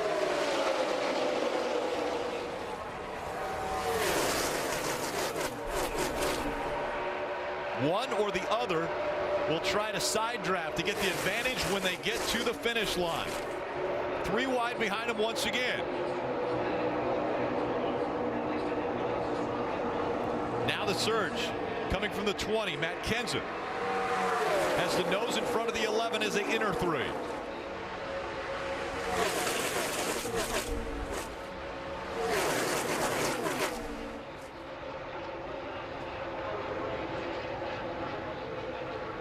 Kenseth just in front, and Denny Hamlin almost a dead heat. 1 1/1000th of a second separating. Hamlin had the nod. Last lap of stage 2. Kenseth with a car advantage now. Will he try to block? Kenseth moves up in front of his teammate. Here comes the 48 of Jimmy Johnson. Kenseth now separated almost by 2 car lengths in front of the 48 and the 11. Through 3 and 4, coming to the end of stage 2. Matt Kenseth is going to dominate this one. Kenseth gets the win. Second stage win for Matt Kenseth. And a playoff point, but still looking for his first race win of 2017. Man, 48.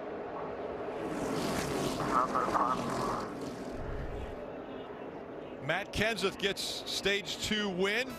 Kenseth, the Dale Earnhardt Jr., came into the Cup Series at the same time. It was Matt Kenseth who was Rookie of the Year that year.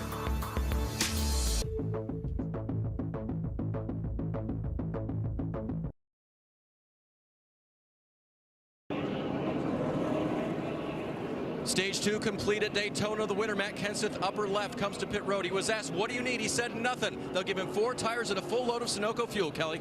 Jimmie Johnson has had a ton of speed in that 48, but not a lot of confidence, so they've been taking some pretty big swings at it.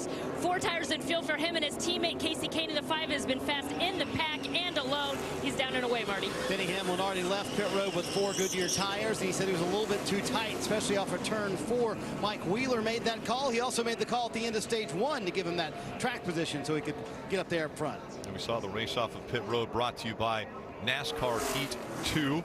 Let's talk to stage 2 winner Matt Kenseth, brought to you by NASCAR Heat 2.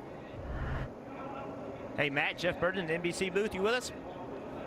Hey Jeff. Well, Matt, looks really aggressive out there. Is it as crazy out there as it looks from up here?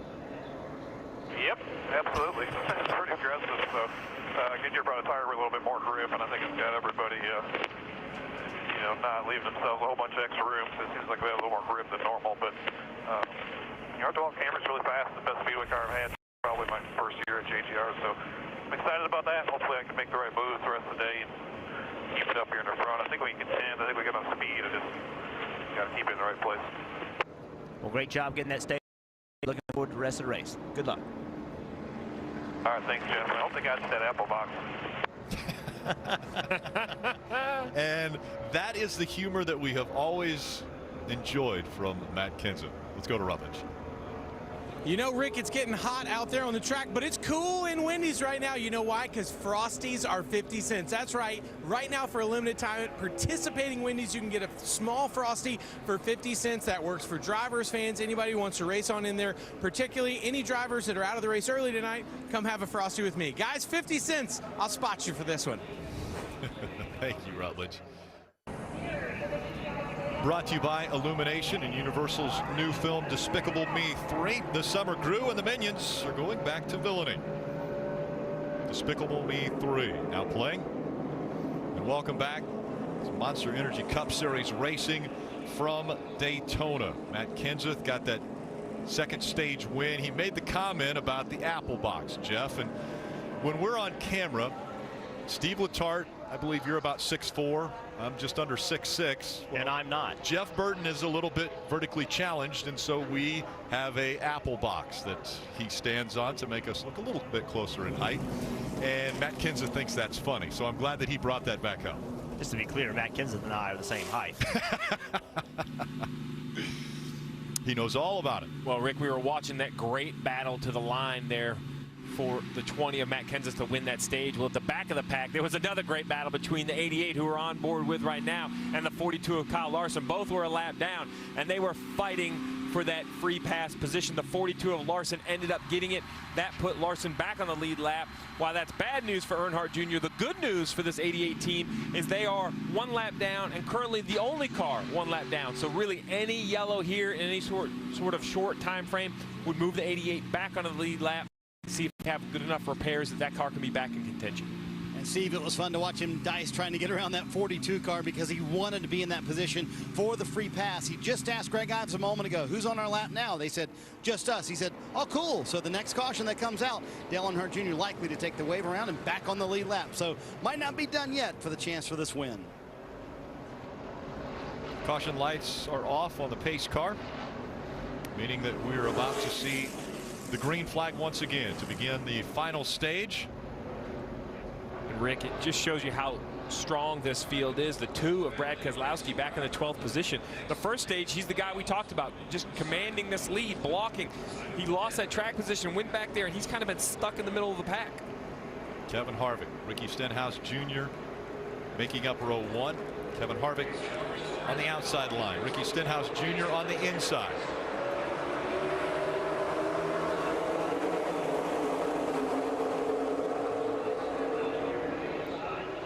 Ricky Stenhouse Jr., the most recent winner on a restrictor plate track, was able to get the win at Talladega for his first Monster Energy Cup Series win.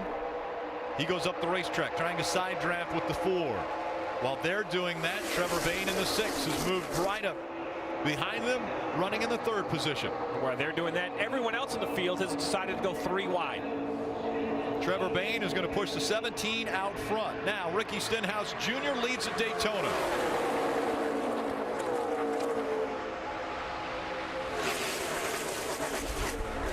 75 laps to go in the race. The pit window between 45 and 49 laps. They'll have to come to pit road at least one more time. The battle for track position is real. You mentioned it.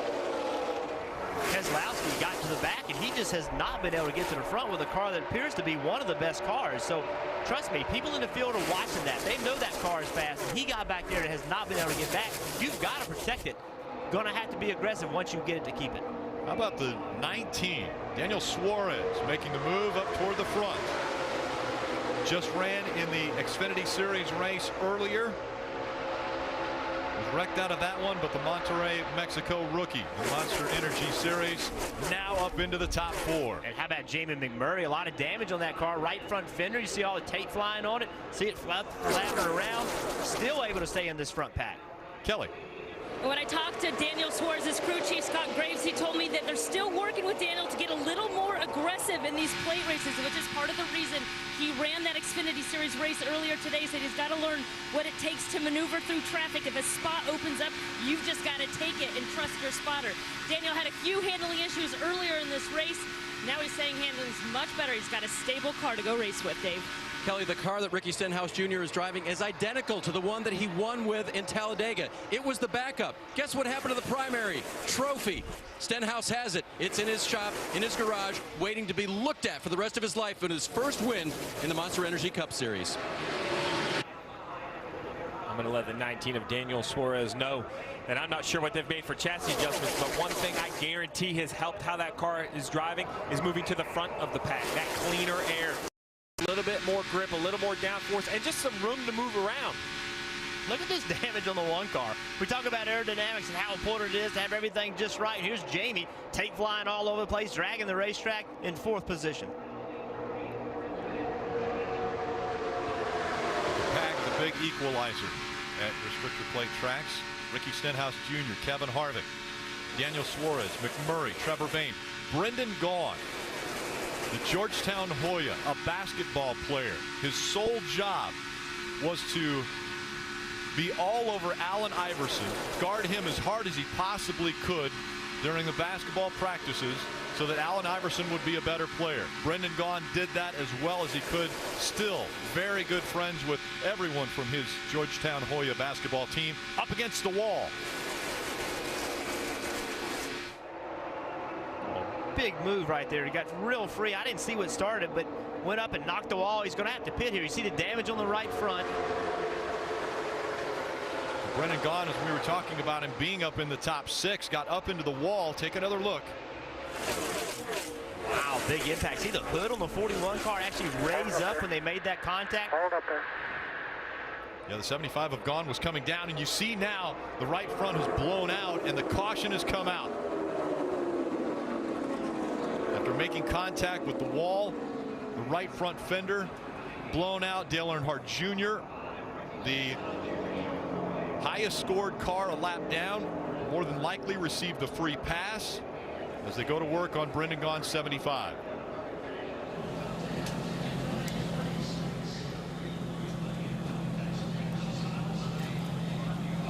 So Brendan Gaughan running up in the top 6. Didn't look like he saw that Kurt Busch was down on his inside, was coming down.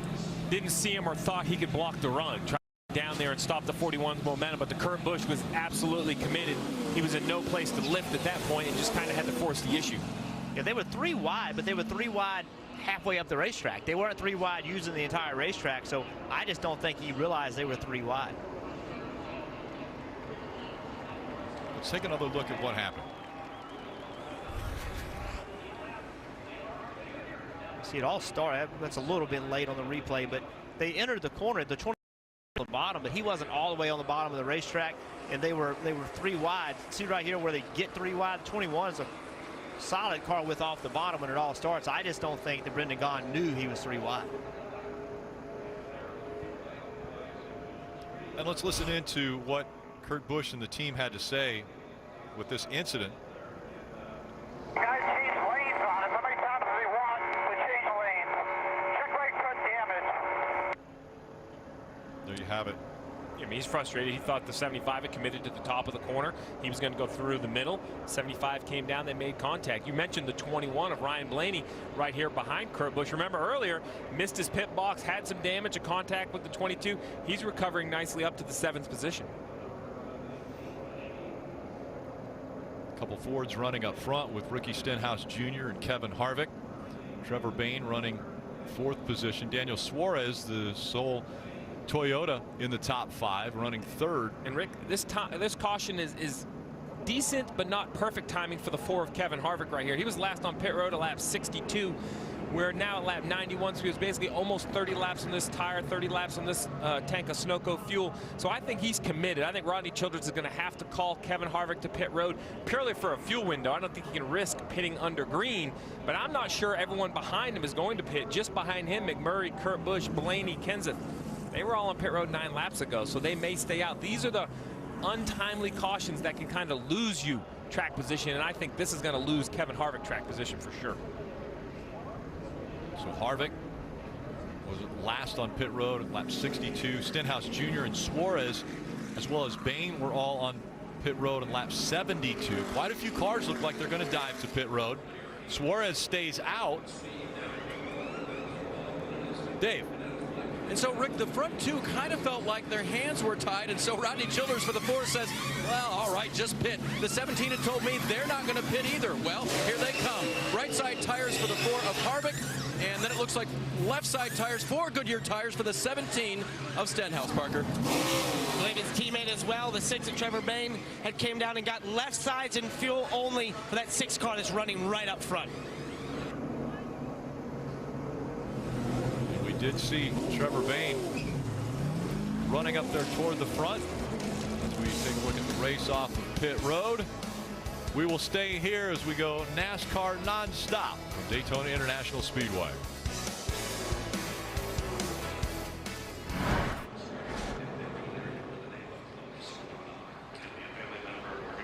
Enjoy this race with the delicious real Coke taste. With Coca-Cola Zero Sugar. You're watching NASCAR on NBC.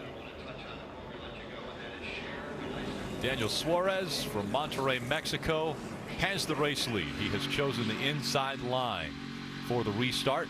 Jamie McMurray will be outside of him. Kelly. Daniel Suarez learned how to speak English by watching cartoons, and he's been learning how to drive these Cup cars in part by watching a lot of in-car footage and past races. His crew chief, Scott Graves, told me that he is a great student, spends a lot of time watching past races and racetracks coming up. Now he leads this one.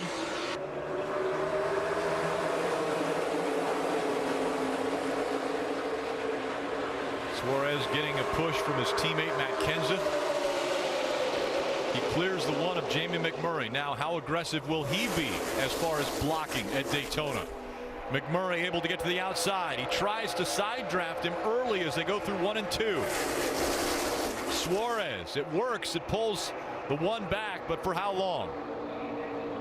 I just can't believe that right front fender and all that tape is not what you want as the lead car. That seems to work okay behind other cars, but there's so much drag there. It's going to be hard for Jamie McMurray to lead this line.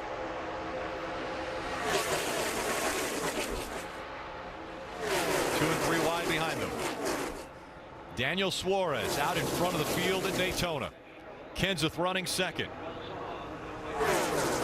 Joe Gibbs Racing still without a win in 2017. None of the 4 drivers are locked in to the playoffs.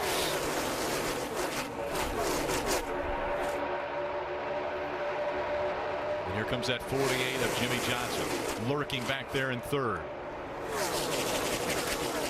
Chase Elliott has also moved back up to the front, running 4th. Chase Elliott still looking for his first win.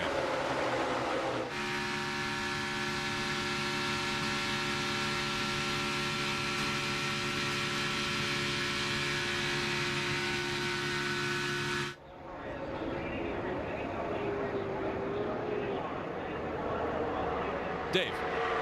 Rick, that one car certainly isn't driving exactly like Jamie McMurray is wanting it to, but it fits the workmanlike attitude of Chip Ganassi Racing, when it comes to these races, Matt McCall, crew chief, told me today that they maybe aren't the best right now. They don't spend a ton of time on the bodies, but the Hendrick motors that run underneath there take us very far. And of course, Jamie, very talented at these big races, knows how to draft for restrictor plates, and has won at Daytona before, Kelly.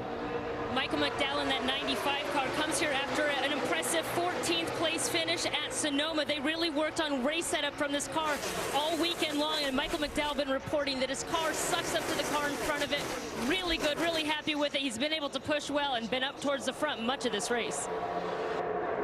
Rick, we heard Dave say that the one of those guys didn't work tremendously on their aerodynamics, but good thing they didn't, because the one and the right front damage on that car is definitely hurting this outside line. And remember, that car pushing Jamie Murray, Michael McDowell, that's crew chief by Todd Parrott. Todd Parrott, a Daytona 500 crew chief champion. So he's a really good road course, a really good super speedway crew chief, knows what he's got. 3 wide, we're wrecking. Oh, around goes the 24 of Chase Elliott. He had help. Trevor Bayne got caught up with him. The caution comes out.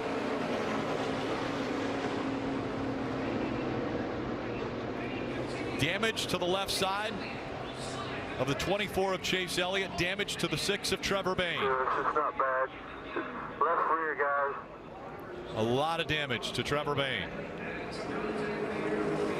I think we're done here, but we'll bring it down to us here. Matt Busha, the crew chief, you can hear the disappointment. Yeah. They had this race circled. This was a big race. They saw their teammate Ricky Stenhouse win at Talladega. Trevor Bayne, a Daytona 500 champion. Roush Fenway engines. This was the race that they had circled. You can hear the disappointment.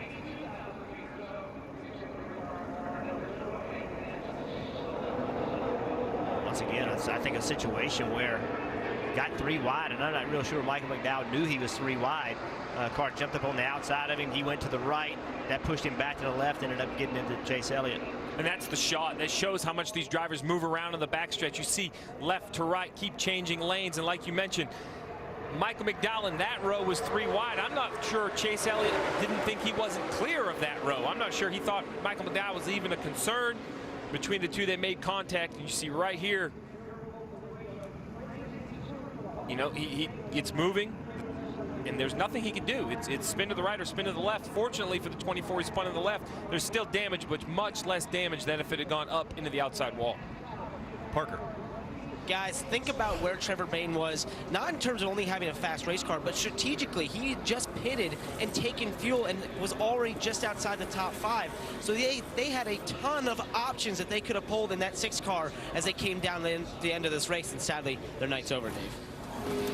As the 24 of Chase Elliott leaves, he was very frustrated with the drivers around him. That is what, in his opinion, caused things that went on right there. But the one thing was they worked a lot of the rear end of the car, but he mentioned to the crew that he thought the front end was killed. You can see the cowl flaps are gone out of there. That'll have to be put back in if he's to continue. Actually, those cowl flaps where they're missing, they have the option to try to repair them and add a flap back in, but it has to be operational. The best thing for this 24 to do right now is just leave the hole open. It has to be open by the rules, Kelly, but they're doing the best they can to repair it. Kasey Kahne has had a fast race car all night long, and now he comes into pit road. He said he felt contact on the left side, so they were going to give him left side tires, but they also wanted to check that right side. You saw him checking for clearance there. The team was worried he may have had a little contact with the wall. Kasey did not report any. Obviously a pretty fast stop there for the 5. And he's got 2 new left side tires. And the right side's completely clean for Kasey Kahne. Daniel Suarez still out in front of the field. Matt Kenseth, Stage 2 winner, running 2nd.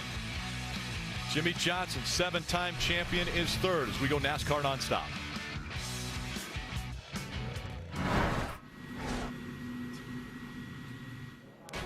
NASCAR on NBC is brought to you by Liberty Mutual Insurance, helping drivers worry less on the track and on the road. And what we have documented as Dale Earnhardt Jr.'s final start at Daytona International Speedway, it seems he has had an eventful day. And the fact it started up on the pole and then with an incident mid-race, was shuffled back 2 laps down, having to come to pit road under green flag conditions, and now has worked his way back up onto the lead lap and currently scored 16th. Daniel Suarez, Matt Kenseth, 1 and 2 as they come back to the Geico restart zone.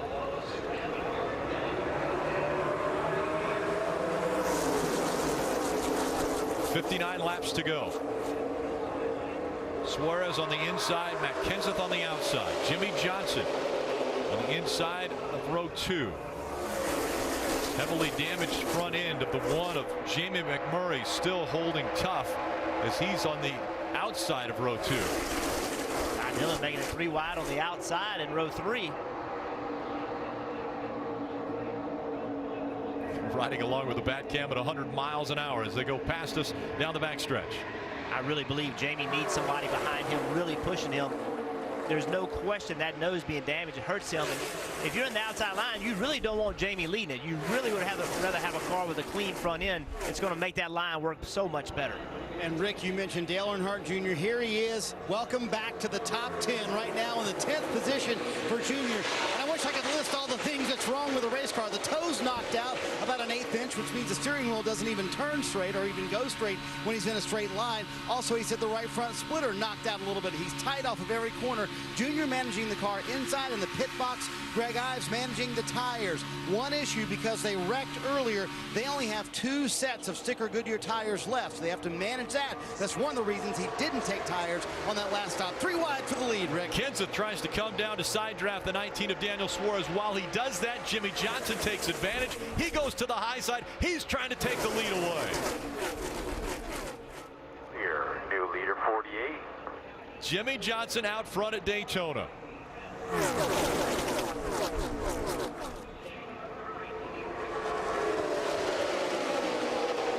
Jimmie Johnson, when he had 83 wins, he wanted to honor the person he was tied with at 83, and that was Cale Yarborough. So he had a helmet painted up with Cale Yarborough's image on the helmet. Cale Yarborough said he called him before he did it and asked if it'd be okay. Cale said absolutely it'd be okay. I would be honored. He went out that very race and got his 84th win. And now he is looking for Bobby Allison and Darrell Waltrip to try to get even with them. Those two are the next drivers as far as the career list, who he will jump on top of when he gets the next win. Those two are on his helmet tonight. That inside line about the 5th row. Remember, Brad Keselowski kind of dominated this race early. It's taken him forever to get the track position back. He's now in 10th place, but once you lose it, it's hard to get it back, and it's taken him almost half the race just to get a little bit of it back. Yeah, and as we're on board with Ryan Blaney, the leader, Jimmie Johnson's kind of choosing a little bit different line, running up the racetrack, more in the middle of the racetrack. So you see the 21 and right behind him the 14. They're the bottom lane of the 2, but they're running in the middle of the racetrack, not down around the yellow line where we've seen cars run tonight. It seems like that upper line is continuing the momentum as Jimmie is committed to the top, leading the pack. Jimmie's trying to drag the top into single file. He's trying to get everybody to run that top lane and hopefully get it single file. As a leader, that's in your best interest. He's trying to do it. I don't know if he's going to work out or not. We've seen Junior do this many times where he just goes to the top and everybody follows. Oh, around goes the 4 of Kevin Harvick. Harvick spins around. Dale Earnhardt Jr. is involved. Brad Keselowski involved. Smoke coming out of the 32 of Matt DiBenedetto. Blue tire on front. Blue tire, that's what it looked like. The 4 just snap spun like a tire went down right in the middle of traffic. You see the 88 bouncing along the backstretch wall. That tells me that something's probably broken in the front suspension. Take another look. About 190 miles an hour. See the 4-car wiggle, turns around quickly right in front of her. No, nothing anybody can do. All the smoke, can't see. Hope you get through it. I'm amazed more cars aren't in an accident like that, Rick. As tidily as their bunch going through the corner. Right here, you're on board with Kevin Harvick, middle of the corner, wide open. 88's going with you. Easy here. Blue tire, something, hold your brake. Just a snap spin, and then the reaction behind him. And even the spotter in an accident, calm as could be on the radio. Calm as he could be. Stay on the brakes. Oh, that's how quick that happened. Keep coming, buddy. Keep coming. We're in it, Greg. Might be okay here. There's still wreckage back there in your mirror there. Just flip it around here. We'll take a look at it. Can't get off the wall. No, I bet the right front tie rod or something in the right front suspension is broken. You see, he's turning the wheel left, but the car is going right. So the car spins around right there. It sandwiches up to the 88. The 5 of Kasey Kahne makes an evasive maneuver, goes to the bottom. How about the 41 of Kurt Busch? A hard left to miss Kasey Kahne. Another hard left to miss the spinning 2 of Brad Keselowski. I don't think Kahne or Keselowski ever hit anything. I think they're going to be okay if they can get around without damaging their cars. Marty. And you see Dale Earnhardt Jr., the 88, sitting on pit road. What an incredible effort for this team. He had gotten back up to 6th after the accident earlier in the evening. And he said the steering wheel absolutely upside down on the 88. Going to be tough to get this car back in the race here this evening. Meanwhile, Brad Keselowski, you're right, Jeff. No damage on that 2 car. Going to hit pit road here. Going to be 4 fresh Goodyear tires and see if they can gain some track position. A problem, though, on the right side of that car right now. Yeah, they've got quite a few problems with the 88 team. We ride along with the back cam taking a look at this accident. Darrell Wallace getting by. Done a nice job staying clean. Really, Steve, you said it. It's amazing that more cars weren't involved in this. Great driving as the pit road's open. Dave. Jamie McMurray is on pit road, confirmed with the crew that they will not work on that right front at all. They will change 2 right side tires for Kenseth as well. Kelly. And the rookie Ty Dillon also came in. It was a 2-tire call from Booty Barker. Jimmy Johnson in that 48 is going to take 4 fresh Goodyears and some Sunoco fuel.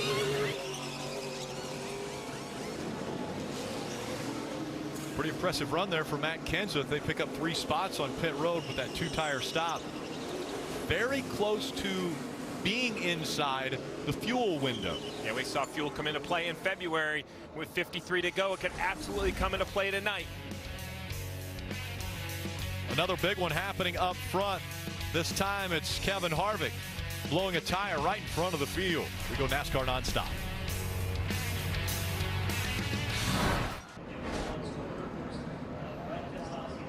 You're watching Monster Energy Cup Series racing from Daytona, and it has been eventful. NASCAR Race View gives you access to features that let you follow your favorite driver just like you're at the track. Get live stats, leaderboards, driver, team communication, and more on any device. It's available now for an all-new low price when you visit NASCAR.com/raceview. Let's go to Otto Bolden.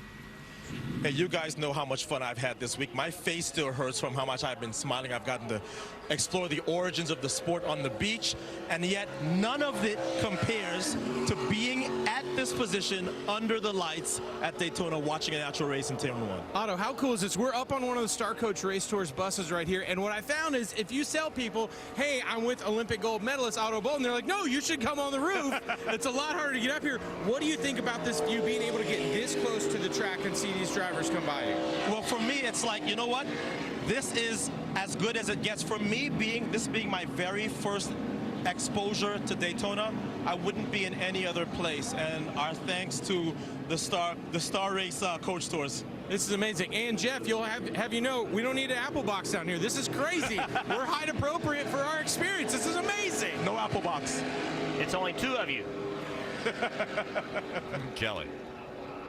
And we just saw the 41 of Kurt Busch make his way back down to pit road. They're still just making some minor repairs to that vehicle that was caught up in an earlier contact with the 75, I should say. There's a lot of bare bond.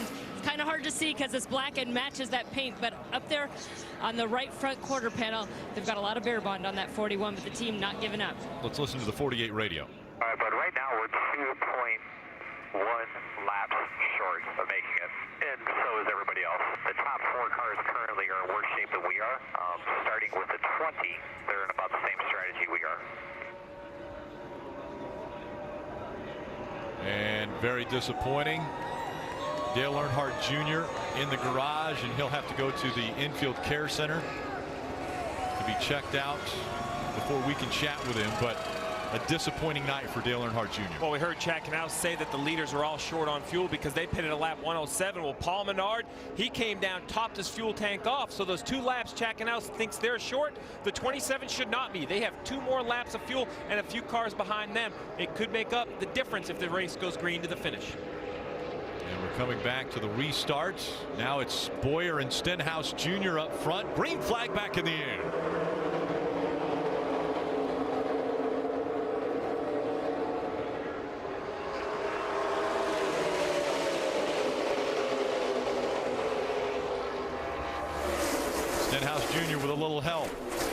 edging in front of Clint Bowyer. He tries to move up to block.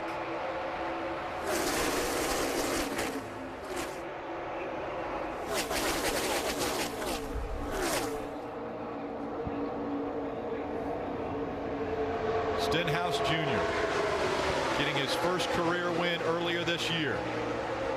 It came at Talladega.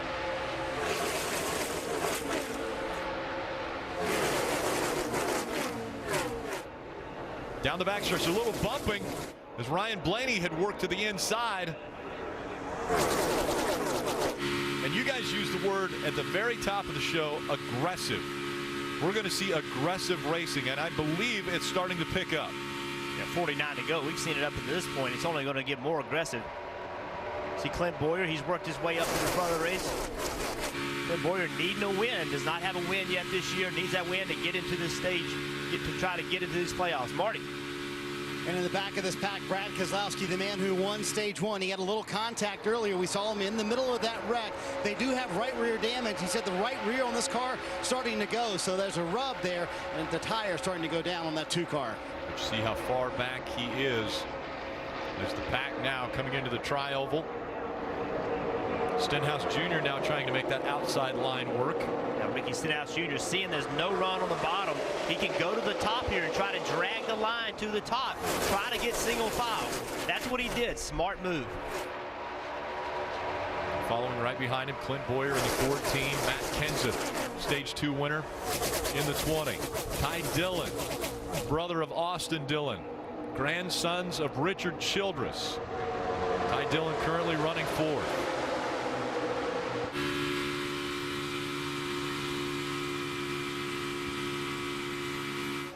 All right, let's talk about strategies. We're under 50 to go, brought to you by Wendy's.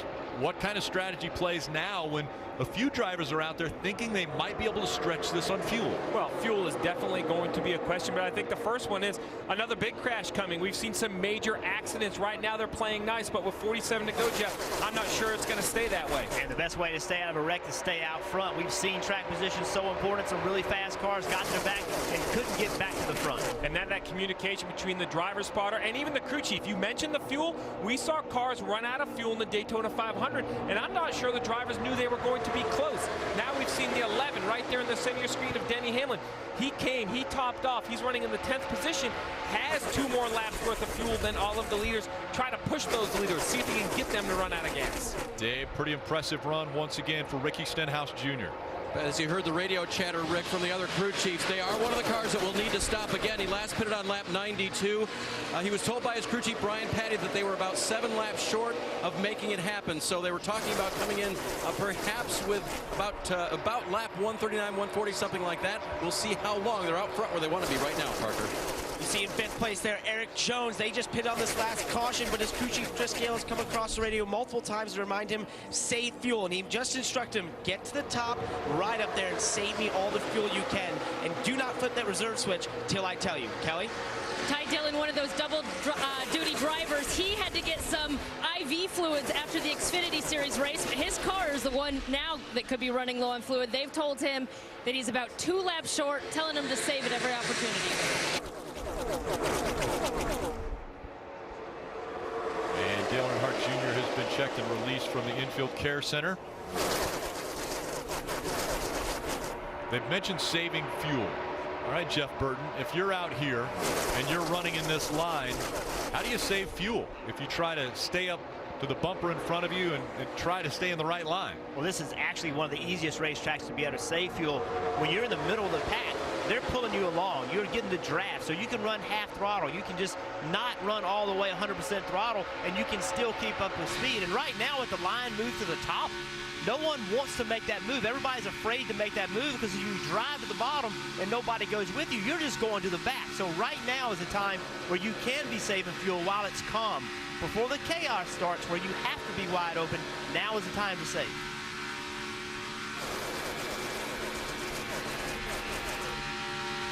Ricky Stenhouse Jr. has successfully pulled this field up against the wall. That is a great move by him. When he does not have to block and choose lanes as far as which one to stay in front of, it makes it a simpler task. The only problem is, and the 2 of Brad Keselowski into the wall. And we heard Marty. Pop the tire again, guys. So whatever you got to do to fix it. We're okay. Come and see you. We heard Marty with that report about a tire rubbing. So pretty much assure you the tire's rubbing and cut that right rear tire. I was just about to say, Stenhouse Jr. and Clint Boyer, they have to come to pit road. They would not have enough fuel if a caution didn't come out. Now a caution comes out, they're going to be able to come to pit road. This also helps everyone else, though, as we see the 2 go around. Yeah, spectacular spin right here. Obviously, he did have a tire going down. Slides up the racetrack, makes contact with the wall, and he's taking the hard left-hand turn back to the garage. So Brad Keselowski's night will be done from that accident. And Rick, now the situation is Stenhouse, he does need fuel. He's going to pit. Boyer will pit. But I don't think Denny Hamlin back in 10th or Casey Kane, they're going to pit. They'll stay out for some track position. All right, let's hear from Dale Earnhardt Jr. He just got out of the Infield Care Center. And he's come to visit us, and I don't know where to start with this night, Junior. I mean, when you got back up to 6th there, were you thinking we might have a shot at this thing? Oh, yeah. As soon as we got our lap back, I knew that, you know, anything was possible. And we was kind of drafting right up back through there, and I think the 4 got a flat, and just really had nowhere to go. But it was fun. We had a pretty strong car. You had some gremlins in there. I'm not sure what was going on with that, but we had the toe end messed up. That first deal, we brushed the wall a couple laps earlier, and I thought everything was okay. And then I come through the tribal, and had a right front going down, and it was trying to spin out. And so I was trying to lift, and really nothing I could do because there's so many guys behind me, and we got into one and hit the wall. But the guys worked on the car. We got our laps back and was about to have some more fun, get back up in there and mix it up. And then that happened with the 4. But it's been a wild night. I didn't anticipate this much action and this much, you know, torn up sheet metal, but there's still a lot of racing left. This might not be the last one at Daytona. You never know. But the emotion of this whole evening, if you can kind of sum it up, when we were riding around earlier and you were waving all the fans, you said you didn't expect this. Why? I just didn't expect all that attention. All week, my phone buzzing all day long with social media going crazy, and everybody talking about this being my last Daytona race. I hope every weekend ain't like this as far as that goes. I mean, but the attention and reaction from the fans makes me feel great, and hopefully we're able to turn that around and back on them the rest of the season and thank them for everything they've done. But I wish we could have had a good finish tonight, if not a win. We were working up in there and having a good time and being aggressive and wearing out the sides of that race car, but just wasn't to be. I know you wanted this one for the fans more than anything, right, Junior? Everything we do is for the fans. You know, when we come here and won in that 3 Wrangler car, that was for Daddy's fans. When we won here in 01, that was for all our fans, all his fans. They're all here. Look, you know, Grand Citizens is full. Everything we're doing today and all the things that are happening for the rest of this race are for the fans. So hopefully, I think they're getting a great show tonight. I asked him what it was like this evening. He said, you know what, it felt good to run good, Rick. Didn't finish like he wanted, but he did run well tonight. Yeah, disappointment the way it ends. Dale Earnhardt Jr. after starting on the pole out of the race. We're staying NASCAR nonstop. There's the race off of pit road.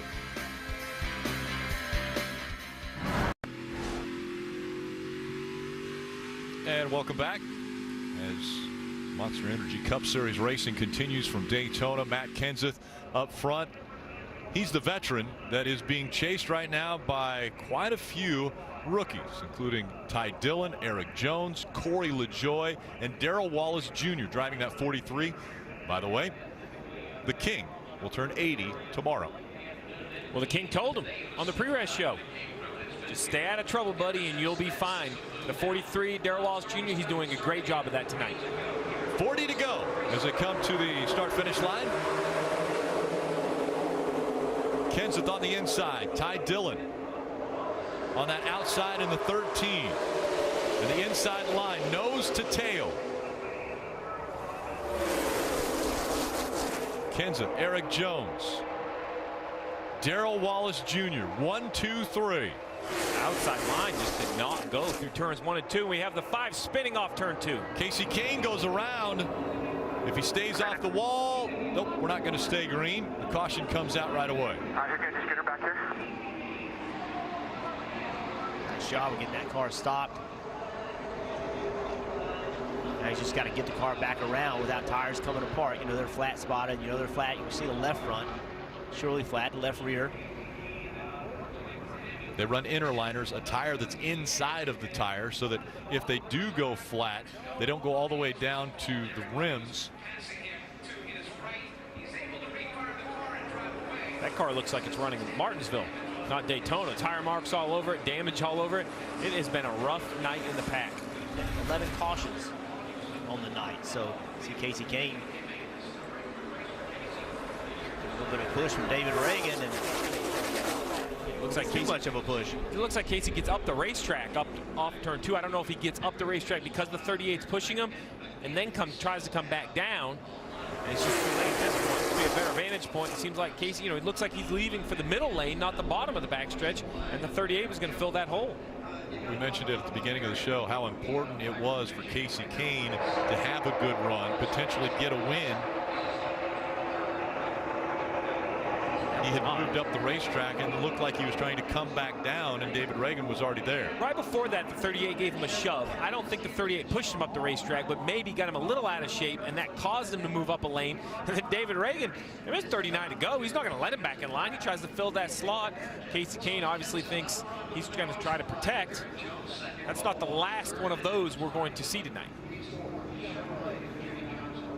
Kasey Kahne making his way onto pit road to the attention of his crew. The record number of cautions for the summer race is 12. And as you both had just mentioned, that was the 11th caution already. Rick, I'll take the over.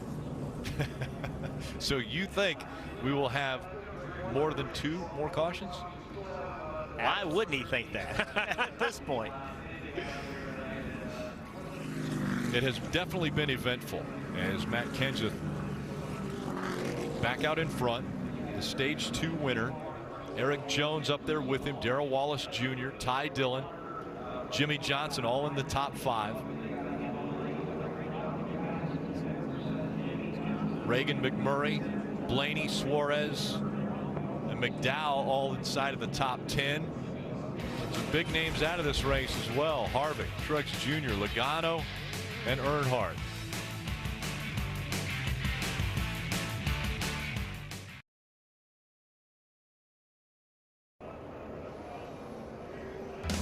You're watching the Monster Energy NASCAR Cup Series Coke Zero 400, powered by Coca-Cola. NASCAR is on NBCSN next Saturday. Monster Energy NASCAR Cup Series racing from Kentucky. The coverage begins at 7:30 p.m. Eastern. Let's listen in on team communication for the 48.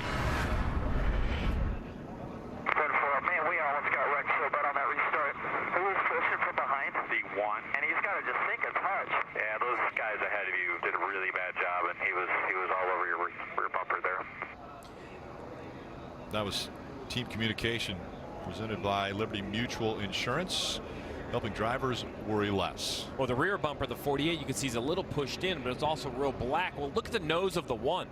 I think all that tape, while it's doing the best it can to help the 1 car aerodynamically, it actually adds grip to the nose. So as he's pushing the 48, we see all these cars get misaligned. Well, as it goes right to left, it's sticky like flypaper. It's trying to grab that bumper of the 48 and steer it around. Can't be a comfortable feeling, Jeff. No, it's not. And you used to put, slick tape on these cars where they actually would slide, and this is the exact opposite of that. A lot of youth up front here. Eric Jones, Ty Dillon, Darrell Wallace Jr., 2, 3, and 4. Coming back to the restarts, Kenseth on the outside, Eric Jones on the inside.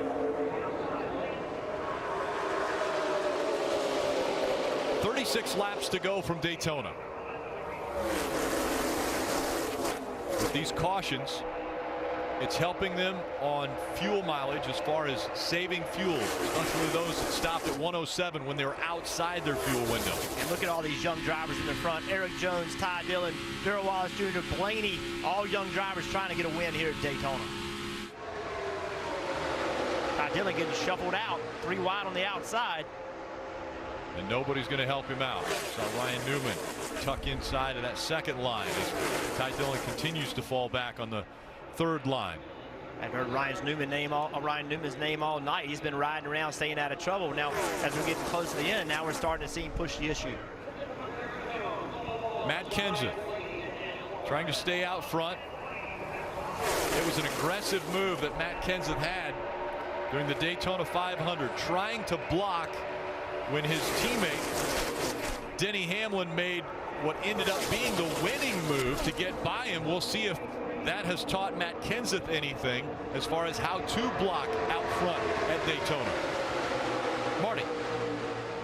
And guys, how about this run for Bubba Wallace up in the 3rd position, going for 2nd with his good friend Ryan Blaney right now. Now the normal pilot of the 43, Eric Almirola, great doctor's report this week, hopes to test either Darlington or Charlotte in the next couple weeks and back at New Hampshire. But Darrell Wallace Jr. has no more contract with Roush Fenway Racing, nor does he have any commitment to the 43 team after these couple of races when Eric Almirola comes back. So Jeff, talk about the pressure on a young driver, maybe having 1 or 2 shots to show what you can do, and here he is doing it tonight. Well, when you get that opportunity, Marty, you have to take advantage of it, and he's done that tonight. Did exactly what the King told him to do. Stay out of trouble, you'll be in position late in the race. Now the hole that he was in filled up by the 48 of Jimmy Johnson. He'll get shuffled out, and he's on the bottom of the racetrack now. There's nothing he can do right now. All he can do is hope somebody comes from behind. If you try to make something happen here, it'll just be trouble. Just stay in line and hope some help comes. He continues to fall back on that inside line that no one else wanted to be a part of. Well, that move that Ryan Blaney made to take the lead was impressive. The big crossover off turn 2, that's what shuffled the 43 out. But now the 21 has got the lead and is trying to just continue to block lanes. As you see the 20 of Matt Kenseth with a big block of his teammate Daniel Suarez. Yeah, the leader's not the only one blocking, Steve. You also have to block your 2nd or 3rd to prevent that run from coming. So even though Matt Kenseth lost the lead, he still has leader mentality, stay in front of the guys behind him. That was interesting. We were riding along, and we still are riding along with Ryan Blaney, but you can hear the RPMs on the car, and when the 20 of Matt Kenseth got it behind him, the RPMs went up. Even though there was no contact made, the cushion of air pushed him. After Ryan Blaney ran 2nd in the Daytona 500. He had a good run here in February as we watch on board. Look at him work the mirror out the window, work the mirror out the window, leading the race. He's trying to pick the right line on every corner entry, every corner exit, as we see the 32 with a flat tire. Yeah, smoke coming out of the 32. He's going to try to stay up and out of anyone's way. The caution now comes out.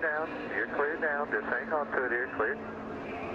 And you see the left front fender completely gone for Matt DiBenedetto. He was running 9th. Matt DiBenedetto, another one of the young drivers, just 25 years old, out of Grass Valley, California. And the 6 of Trevor Bayne will get a free pass. He was 3 laps down. That'll put him 2 laps down. Hey, Rick, 12th caution. You ties the record. I'm feeling pretty good about over.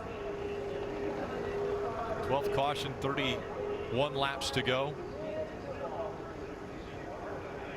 Matt DiBenedetto still nursing it to come back to pit road, and more of that tire continues to tear the sheet metal away from the car.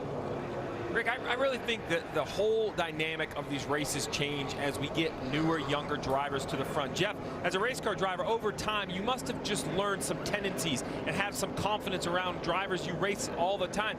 Well, if you look up front, Kenseth, Bowyer, Johnson, they run each other all the time. But Ryan Blaney is leading, Daniel Suarez, David Reagan, Eric Jones, drivers that these veteran drivers just don't have the laps around. That has to kind of change the dynamic of how they race. It does change it. You almost can tell what some guys are going to do. You know, when a guy you race with a lot, you kind of understand what his moves are. You kind of understand what his mentality is, how aggressive he's going to be. When you don't race with these guys as much, it's hard to understand that. One thing we do know is they're willing to make the moves, and they're willing to take the gambles in order to win this race. And Jeff, look who we have up front, the very young Ryan Blaney. And it's a very telling sign of what happened to them earlier in the race. Remember, they had contact on pit road with their teammate Joey Logano, got a little bit of damage. And it's almost like you could hear Jeremy Bullins and the team kind of take a step back and kind of refresh themselves, say, hey, listen, don't let that worry you. And that's one thing that got to Ryan early in his career. They would make a mistake during a race. He really couldn't recover from it. Steve, you can talk about this as a crew chief. That's your job. You're part psychologist, part coach. But you could hear Jeremy just kind of say, hey, back it down a little bit. He rode in the back for a while. Now he's aggressive at the end of the race with a shot to win it. Well, Marty, the big difference in Cup racing versus all these other series, just time in a race car. These races last 3.5, 4 hours. They're 400 and 500-mile events. They're that length for a reason, because you have time to recover. These young drivers like Ryan Blaney have to learn that as they get into their career.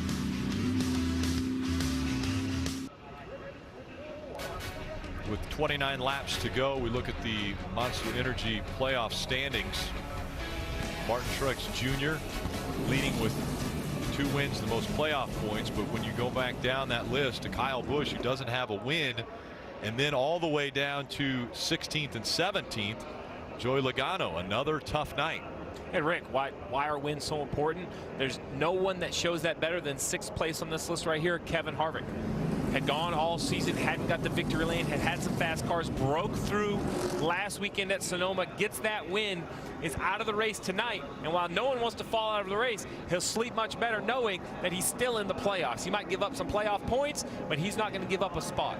And look who we have on the bottom end of these playoff standings. You have Matt Kenseth running 2nd, Clint Bowyer running 3rd, Daniel Suarez running 5th. It's an opportunity for these guys.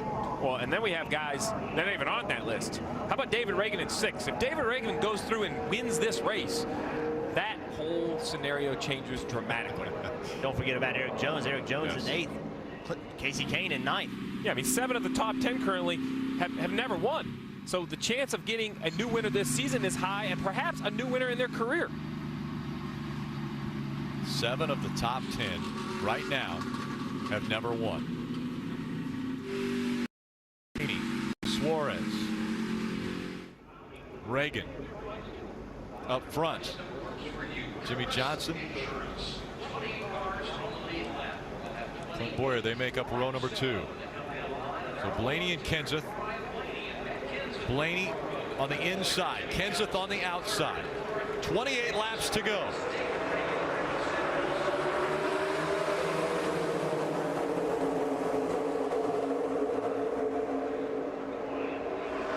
Blaney answered your question.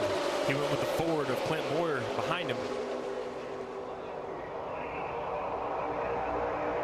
Clint Bowyer needs a win. Matt Kenseth needs a win.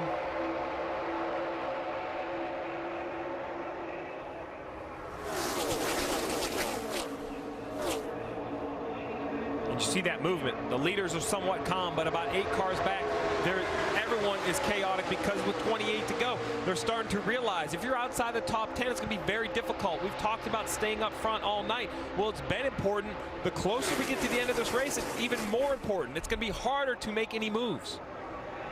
And you're still predicting that there may be another caution as we see Clint Bowyer moving to the outside line. That opens the door for Daniel Suarez on the bottom of the track. We ride along with Daniel Suarez. Here comes Ricky Stenhouse Jr. to give him some assistance. Guys, you see Clint Bowyer there up on the outside, trying to make that outside lane move. Think about where he was last year at H. Scott Motorsports. A dreadful year, running mostly outside the top 25 each week. When he got in his 14 cars, like he'd been let out of jail this season. And now he's in position to go and get that win and lock himself in the playoffs. This is a team, as you mentioned, that's right on the bubble of the playoffs, and a win would guarantee them to get there. Yeah, right now, that move that Clint Bowyer made, he had the inside in pretty good position. He saw the 20 on the outside, jumped up in front of the 20, thinking that was going to push him to the lead, but it's only moved him further to the back. Things are picking up too. Ricky Stenhouse Jr. jockeying for position. He gets by Daniel Suarez. He moves up to 2nd. And how about Casey Kane in 3rd? Just a few laps ago, he was spinning down the backstretch, creating a yellow. He's fought back all the way to 3rd position. Mentioned how important it would be for Casey Kane, not only for a playoff possibility, but maybe for his career to get back to victory lane and run well. Daniel Suarez moving up the racetrack, trying to get that outside line to go. Casey Kane, big block. Daniel Kemmins momentum up. Hard turn to the left. Now Suarez trying to find a position. He gets right on the back bumper of Ricky Stenhouse Jr. He tucks in behind him. Now Stenhouse Jr. looking for the lead. He goes to the bottom of the racetrack, side by side with Ryan Blaney. 3 wide for the lead. Here comes Suarez on the outside. Suarez making the outside lane work. Suarez in front of the field at Daytona. All the runs seem to be getting bigger, all the moves more abrupt.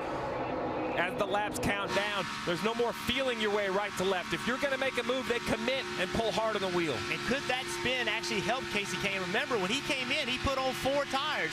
He has the 4 freshest tires on the racetrack, and he makes a move for the lead. He made the move to the bottom of the racetrack. It was aggressive, and he has taken the lead away from Suarez. And I have to agree with you, Jeff. That move, that was commitment on the steering wheel to tug to the bottom of the racetrack. You know how hairy the handling can be getting into the bottom like that. And there goes Ryan Blaney in the 21. He will be locked out of the top 10 here shortly because no one is going to join him on the bottom of the racetrack. Here comes Suarez again, though. Suarez on the outside, trying to make that outside line work, fighting for the lead again. All that work gone that easy for the 21, Rick.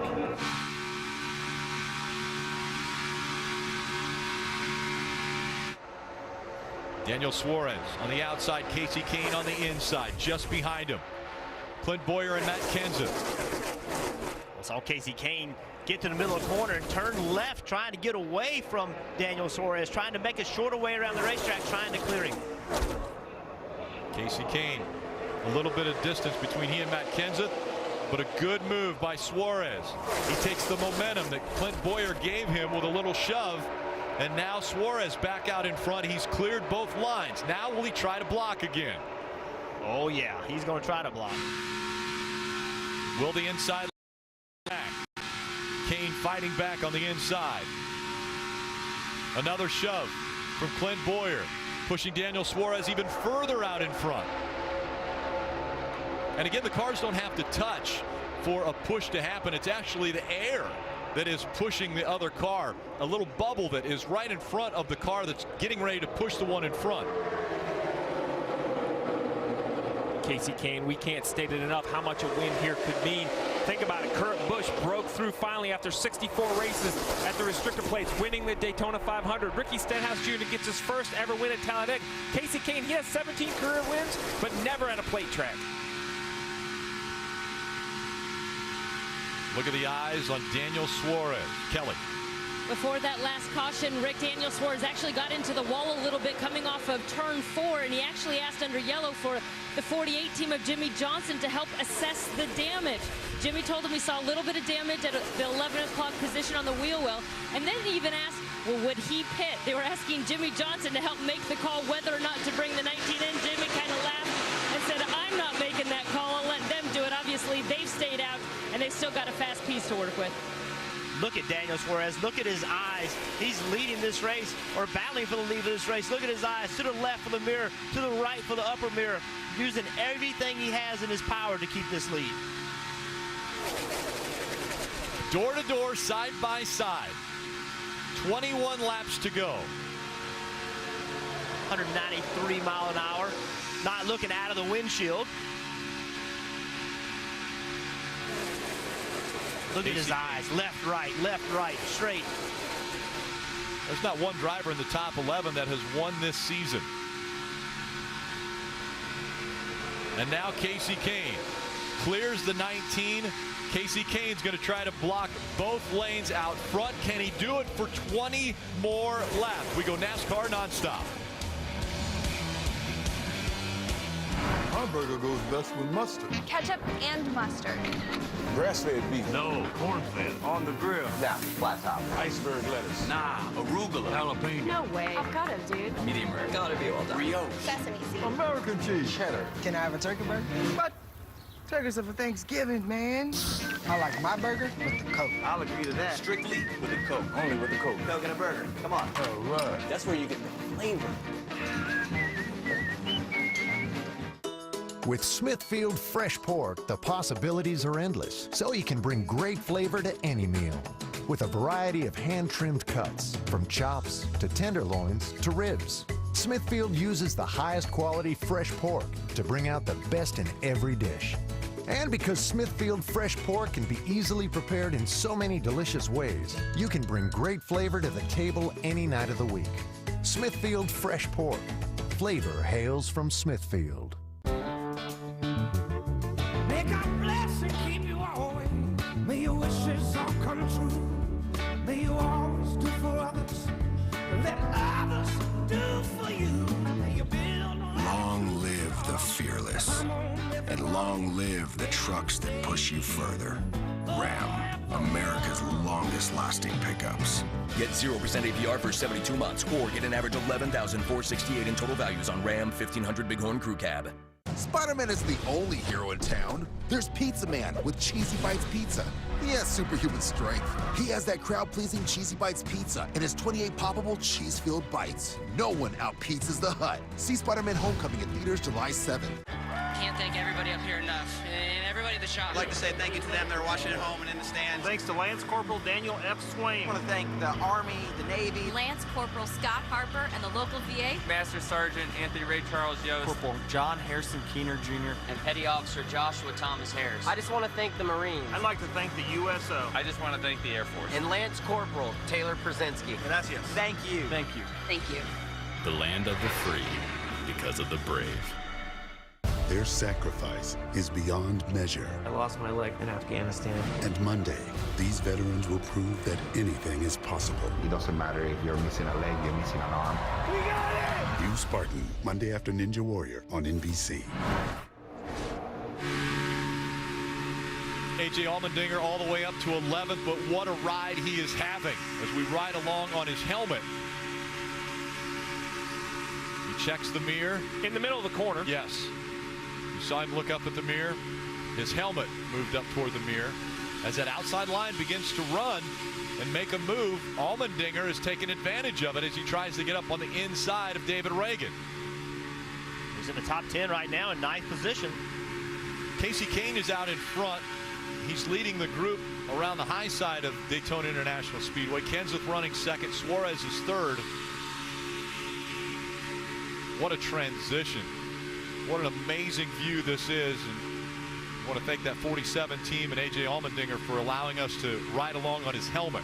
But look at what he's watching, okay? You can see that car in front of him. When you get to the corner, you can see the cars in the line in front of you, first, second, third, fourth, fifth in line. But look what happens when you get on the straight.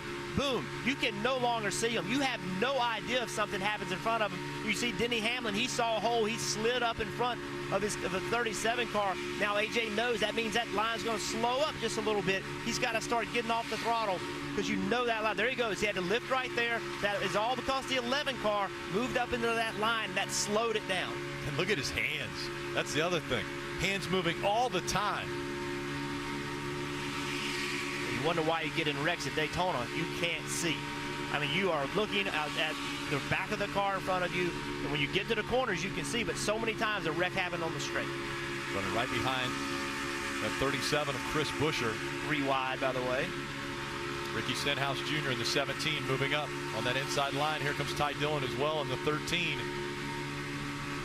What a view, though.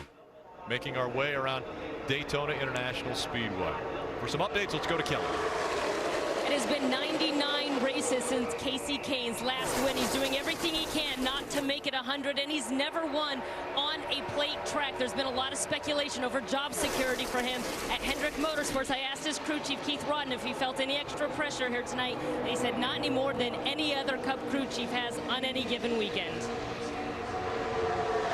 I'm watching the 14 at Clipboard. They're in 4th place, and I'm watching him do some curious things in the draft that you may be noting and thinking, why is he falling back and then getting runs? What he's doing is he's plotting. He's mentally noting what those runs do, how those runs work, and then he's going to try and use that come the end of this race. That's what you need to do on super speedways. As a driver, you need to be mentally noting exactly what's happening in the draft so you can use that come to the last lap. Dave? Parker David Reagan last pitted with 51 to go, but they've gotten significant caution laps, and he's been aggressively saving to take him to the end. A little bit of damage from the Casey Kane wreck earlier as well. Remember, he took front row racing to victory lane for the very first time. That smaller than most team. He's got a chance to make another landmark win for them here tonight.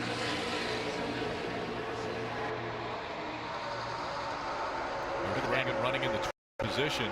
You saw that run. It looked like the inside lane got, you know, sometimes the outside lane or the inside lane has to check up just a little bit. When that happened, look at this run Ricky Stenhouse Jr. got on the very bottom. They made it too wide on the bottom. They've got that inside working. And Ricky Stenhouse is putting a clinic on. Watch him on the straightaways when the outside lane can't get away. They're blocked, they're pinched up against the wall. Right there in the quarter panel. Get in the corner, hard left, away from the outside lane.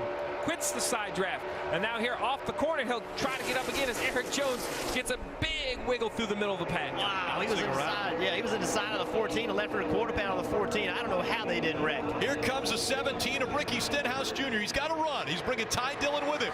Ricky Stenhouse Jr. back out in front at Daytona. And that was domination for the last 5 or 6 laps. He basically did it on his own on the bottom. Side drafting, patiently working one position at a time. Ricky Stenhouse Jr., huge fan of Ole Miss football. Did you see Casey Kane right there? 20 of Matt Kenseth got into the back of him. He was sideways in the trial. Nice save. Stenhouse Jr. back out front. The last restrictor plate race that the Monster Energy Cup Series visited Talladega. Ricky Stenhouse Jr. went to victory lane. Now, with under 11 laps to go, Ricky Stenhouse Jr. blocking out front. Where did Kyle Larson come from? All of a sudden, Kyle Larson is in play for the win. Stenhouse Jr. leading this field around. Looking at the bottom, now moving up to the top. Gets in front of Casey Kane. What an aggressive run Kyle Larson is also having, Kelly. Yeah, what a day for Kyle Larson. They have been on and off pit road all night long, making repairs to that 42. The team never giving up. And Kyle's crew chief telling me that tonight is all about trying not to lose too many points. Remember, they came into this race leading the series in points. They didn't want to lose any ground to the 78 or the 4. Those issues are behind them with both those cars out. This could be a really good points day again for Kyle Larson in the 42. What a run by Ty Dillon in the 13. Ty Dillon trying to race for the win at Daytona. He moves up to the inside of Ricky Stenhouse Jr., challenging for the lead. 9 laps of racing to go. Ty Dillon, Kyle Larson on the inside challenging Ricky Stenhouse Jr. and Casey Kane on the outside. Ty Dillon, remember, the younger brother of Austin Dillon. Big shot by the 42. Austin got his first Cup win this year. Can Ty get his first tonight? Daniel Suarez way up the racetrack. He'll get shuffled out once again.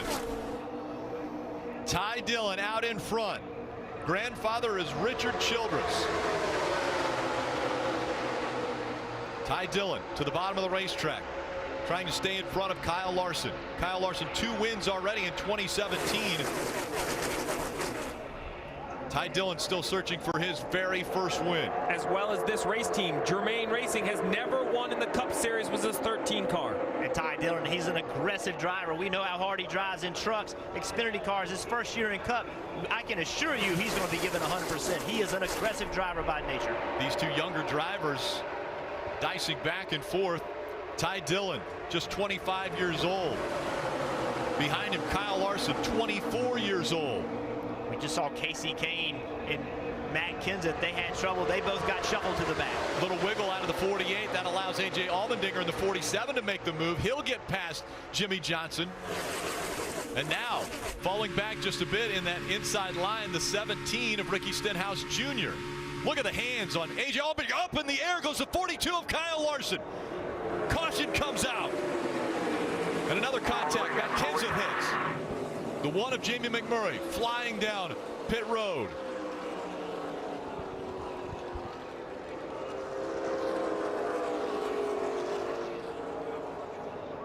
Kyle Larson up in the air, right in front of the grandstands. See him removing the steering wheel. A lot of damage to Kurt Busch's 41. We're done. Big disappointment. Daytona 500 winner, hoping to come back and defend. Take a look. This is what happened to the 42. Wow. How did he get back on the ground without flipping? See right here, he gets down low. The 17 of Ricky Stenhouse tries to fill the upper lane. The 42 tries to. said, the 42 was destined to go airborne. The roof flaps deployed, setting the 42 back on the ground. And as that happened, the 41 of Kurt Busch crossed the tri-oval, took a hard hit. This is another great action shot right here. Watch this 42. Hits the wall, then gets pushed into the air by the 17. You see the roof flap open. The car sets back on the ground. The 21 of Blaney, he's in the brakes, just nothing you can do. Remember, Matt Kenseth, Kasey Kahne had got shuffled back. They got behind this wreck. Matt Kenseth did not get through it. Kasey Kahne did. The 41 of Kurt Busch also came back across the racetrack. He hit it very hard into the safer barrier. If you've ever been on a multi-ton airliner and taken off, those planes take off at 170 miles an hour. We're riding along at over 190 with the 42.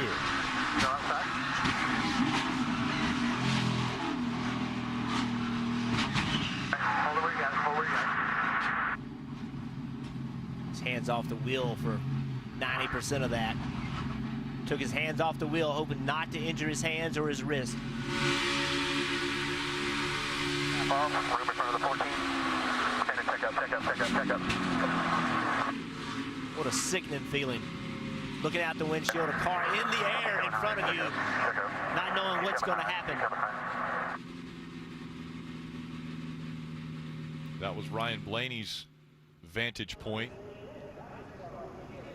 Once again, the 17 of Ricky Stenhouse Jr. had filled that hole, and a big hit by the 41 of Kurt Busch. The red flag has been displayed. Those are the angles that just tremendous impact. The 41 down at the bottom of the racetrack gets caught in the quarter panel, it looked like. So you see him down there on the bottom. The action starts happening on the outside, and the 41 gets clipped, turns right, up the wall. Sure, one car came up, the other car came down. It's hard for me to see when it first starts. We always want to point fingers right here. They got together, but I mean, it's simple to me that I think Ricky Stenhouse has committed to the top. I think Kyle Larson was a lane down. He either did not know or thought he could protect against the 17. If I use the wall as a reference, the 17 is running straight. It's the 42 moving to the right, gets onto his bumper. But that's what you do. It's 6 to go at Daytona. You have to protect. You have to be aggressive. If the 42 can squeeze the 17 and perhaps get him to crack out of the throttle, he'll have a run down the front straightaway. I think it's important to note, though, when these cars are that close, inches apart from side to side, these cars don't track straight. When you get beside another car, it can push your car away. Sometimes it can pull it to it. So sometimes you have no wheel input whatsoever, and you get into the guy in front of you. I just think that's close racing late in the race. I agree with you. Stenhouse never moves. He's perfectly straight here.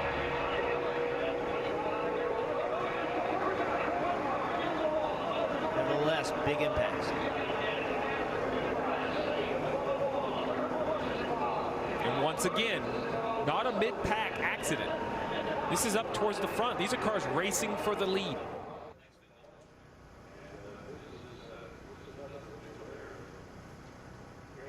Up in the air. It's not the first time for Kyle Larson at Daytona where he has been up in the air in a car.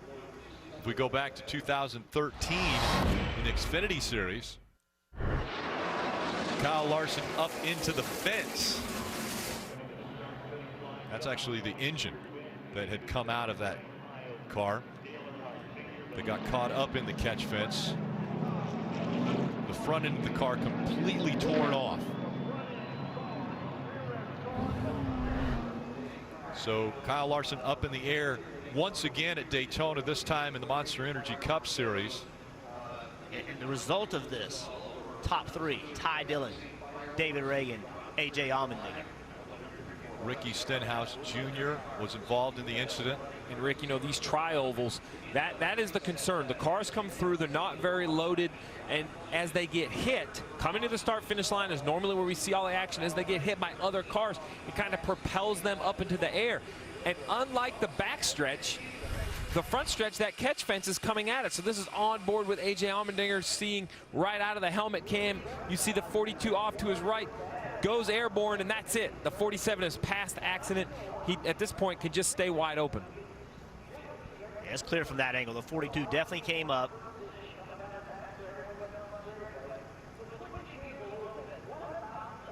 And once again, what an amazing job by NASCAR to make sure these cars stay on the ground. That car got up in the air, but then dove straight back down to the ground. And thank goodness, because when they get up in the air, like I was saying, in the trial with the catch fence coming back to you, we have seen cars get into that fence. You saw the Kyle Larson replay from 2013. Here's Austin Dillon from 2015. Same exact idea. The car goes airborne right into the catch fence. The difference is he climbed multiple cars, and you see the damage to the fence, the damage to the car. Now the fence, as violent as that is, and it's always awful to see. Remember, the goal of that catch fence is to keep the vehicle inside the race facility. And it did that in that occasion. Huge impact, huge damage, but it's great to see the 42 come back on the ground and stay below the safer barrier and not get into the catch fence. So red flag once again displayed at Daytona. Ty Dillon out in front of the field at Daytona.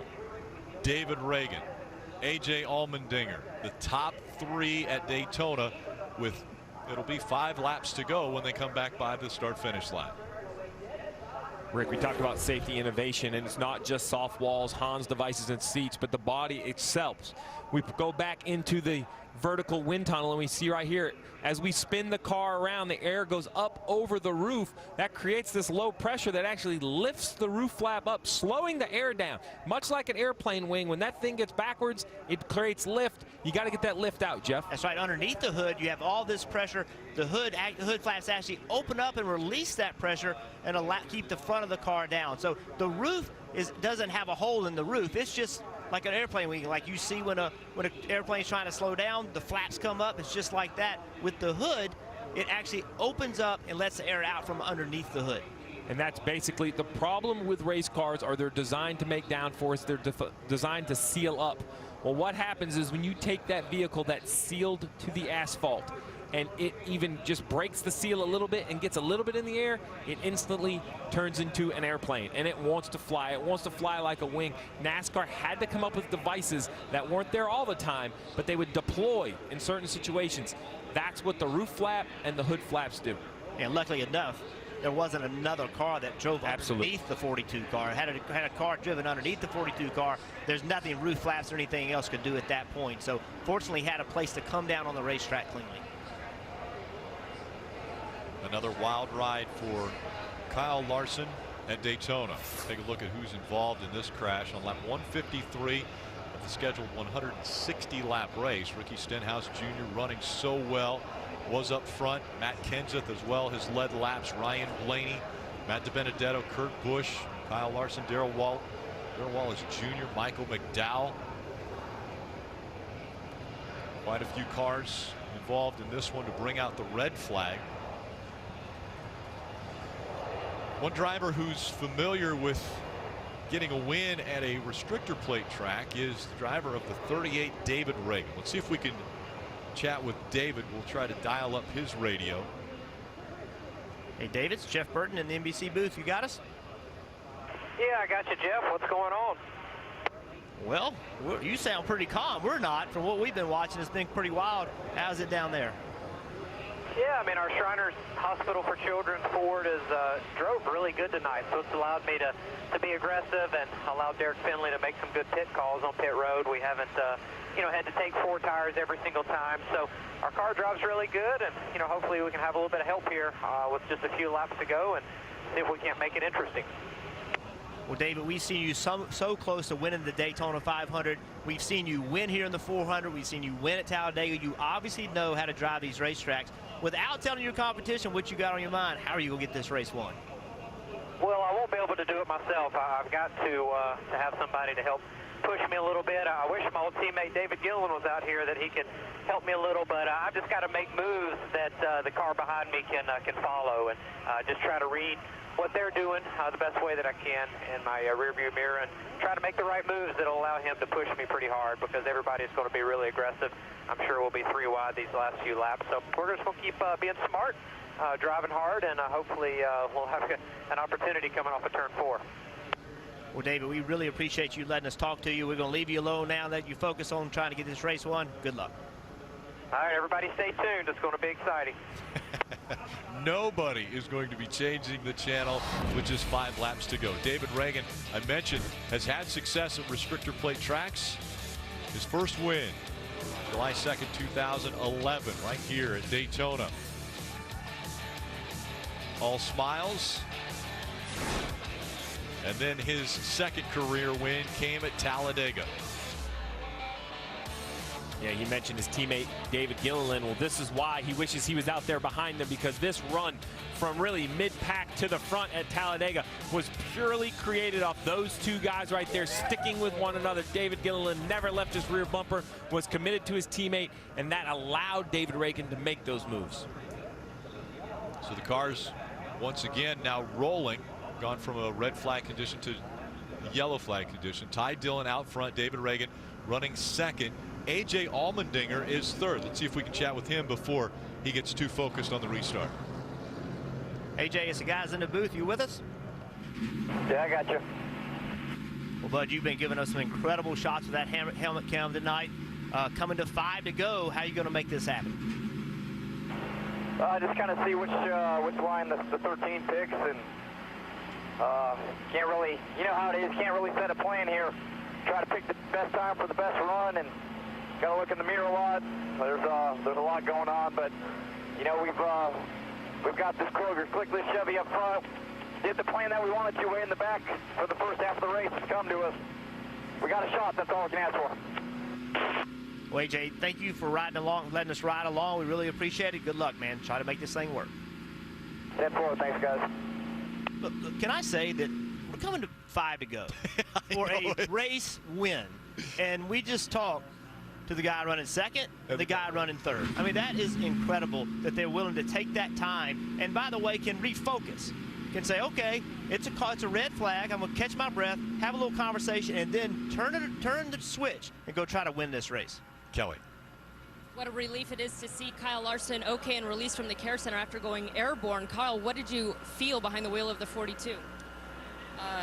Yeah, I was leading that front line there, or whatever, you know, 13, behind the 13, and I saw the 38 kind of ducked me inside, so I was going to leave him some room. I just squeezed Ricky and wrecked myself. So, yeah, hate that I tore up a lot of cars. I was pretty loose at that point, and I was kind of hanging on, but was hoping to get clear to the lead. But yeah, once the 38 got inside me, I was just trying to leave him room, and you know, kind of the way the air works, I felt like it pushed me out a little bit, and by that point I was already too high and into Ricky, so caused that one. Good to see you're okay. Thanks. Unfortunate ending to Kyle Larson's night as well. The 10 of Danica Patrick was also involved. She was checked and released from the infield care center, as well as the 41 of Kurt Busch and the 21 of Ryan Blaney, all checked and released from the infield care center. Less than 5 laps to go, and once again we have to continue to talk about the points. Well, look, imagine the impact. Imagine if Ty Dillon wins and that moves this cut line down. Now we have a new winner. David Ragan moves the cut line. AJ Allmendinger moves the cut line. So just think about, we've talked about how hard it is going to be to get in these playoffs. Don't forget Paul Menard, Eric Jones. So we have many people in the top 7, top 6 that have a real chance to win this race, and that completely changes who can make these playoffs. And don't forget about Kyle Busch. He's running 9th right now. Kyle Busch still without a win. Denny Hamlin without a win. He's running 8th. So quite a few drivers that could definitely jostle up what we're seeing here in the playoff standings. Well, it's easier to tell you who in the top 10 has a win. That's right. Because the list is so long. Stenhouse in 4th, Jimmy Johnson in 7th. There you have it. Everyone else in the top 13, 14, 15, 16. Everyone else in the top 16 is still looking for their first win of the season. And listen, how many times have you been down here, Steve, with a late race restart? This normally doesn't end well. We see, we see how aggressive it's been to this point. Well, it's going to be 4, maybe 3 to go coming to get the checkered. So the aggression level, as high as it's been, it's going to have to get even higher to try to win this race. Let's go back to Kelly. She is with Ryan Blaney, who's also been released from the care center. He ran up front much of the night there, just kind of an innocent bystander. What was the vantage point from the 21? I don't really know what happened. I just saw the 42 get turned and get up in the air a little bit, and I just couldn't really miss him. I was already on the top, and I T-boned him, but it all happened pretty fast. I couldn't get out of the way. But I thought we had a really great car. We had the lead there for a bit, and we were racing hard. Everybody was racing really hard all night, and we got kind of shuffled out. I didn't pick a very good lane. I thought we were just working our way back forward, and that happened. So that stinks, but I can't thank Motorcraft and Quick Lane and Ford enough for what they do. We had a super fast car, but just the way it goes sometimes. So we'll go on to Kentucky. Thank you, Ryan. Well, Jeff, you mentioned it. It was only a few laps ago. He was up front running with the leaders, made a little mistake, or not even a mistake, just got shuffled out, lost that track position. That got up to the back. He was working his way back up, but that's the accident that, he ended up getting in. And now, interesting, Ty Dillon decides to take the outside in front of Ricky Stenhouse Jr. Maybe perhaps splitting up the 38 and 17, the two Fords. In the second row, we have Ricky Stenhouse Jr. and A.J. Allmendinger. Of the 40 that started, there are 25 still out on the racetrack. As you mentioned, Ty Dillon leading this field now. Ty Dillon, just 25 years old, from Welcome, North Carolina. He's an ARCA champion. He won the ARCA Racing Series back in 2011. He's run the Camping World Truck Series. He's run through the Xfinity Series. But now in a position where he could get his first Monster Energy Cup Series win at the biggest stage. Well, and let's not forget, we've talked about the front two rows. We're back in row 3. Clint Bowyer, 165 wins since he's been to Victory Lane. Oh, excuse me, 165 races since he's won his last race. Not since 2012 has he gone to Victory Lane. He's gone over to Stewart-Haas Racing, seen his teammate Kevin Harvick win last week. I mean, nothing would be better for him to end up and breaking the long drought and going to Victory Lane. What I saw in that last run prior to this caution, that 17 car, Ricky Stenhouse Jr., there's some speed right there. So I think Ty Dillon's got the best car pushing. Can they complete 3 laps? That will be the question. Coming back into the Geico restart zone. 3 laps to go. Green flag back in the air. David Reagan on the bottom of the racetrack. Ty Dillon on that second line. A.J. Allmendinger pushing Reagan.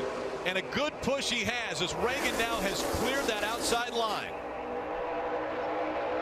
Way out in front. David Reagan looking for his 3rd win. Could it come once again at a restrictor plate track? And around goes the 77. Eric Jones slides into the infield. Also the 11 of Denny Hamlin goes around. Caution has not come out yet. Now it does. Eric Jones slid. Denny Hamlin slid. And it was David Reagan that is scored as the race leader now for the restart. And we will be going overtime. David Reagan did everything right to get that lead.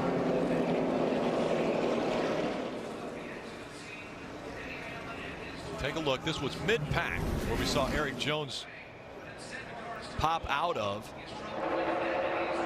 Just pushing Clint Bowyer. Gets up the racetrack a little bit. Now he's 3 wide.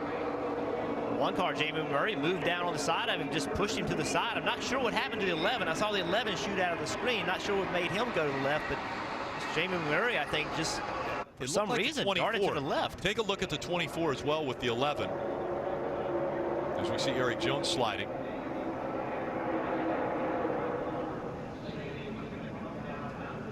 Maybe Jamie got hit from behind. You saw it go to the right, then it went to the left. For some reason, he wasn't turning the wheel like that for no reason. Something, whether he got hit or something happened for sure. Eric Jones on pit road. He'll try to get him back out. Not a lot of damage to that car. Potentially could be competitive. Just so far back now with just a few laps left, it'll be hard to make it up. Well, and Rick, you mentioned it. This will be overtime. We've documented that most of these leaders pitted a long time ago, back around lap 109 or 107 for fuel. There's been a tremendous amount of yellows, so they surely should have saved enough fuel to make it a non-issue. But we saw just earlier today in the Xfinity race, Eric Jones ran out of fuel on the final restart. So even though we think they've saved enough fuel, they had to go out and actually do the work under caution, shutting the car off to make sure they have enough. David Reagan out in front. Let's listen into his radio.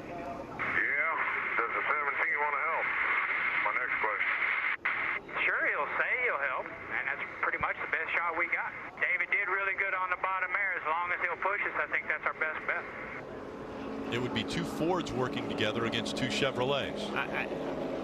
I personally think that means nothing. I think it's driver versus driver at this point. David Reagan, wily veteran, he knows they're going to tell him whatever he wants to hear. You said, yeah, he's going to say he'll help him. The bottom line is, you know, the guy behind you that's pushing, you're going to pick the guy that you think can push you the best, but you also know that guy's there to take that win from you. So David's smart enough to say, yeah, he says he's going to help us. It doesn't mean he is. Let's go to the infield and Kelly. With Kurt Busch, who's now changed into his plain clothes after being released from the medical center. And Kurt, you got lucky a couple times tonight. It ran out there at the end. It sounds like it's just been kind of crazy from the drop of the green. Yeah, I was hoping to be a little bit closer to the front. Saw some crazy stuff happening on the high side. I was low, and then we just got clipped. Wrong place at the wrong time. So didn't get the Daytona sweep. Looked like a 43. Just clipped us right there.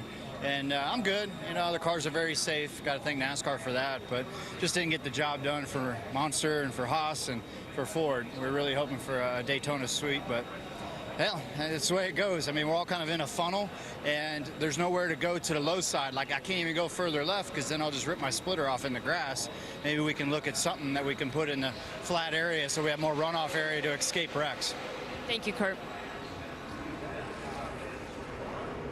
They continue to clean up around the 11 of Denny Hamlin.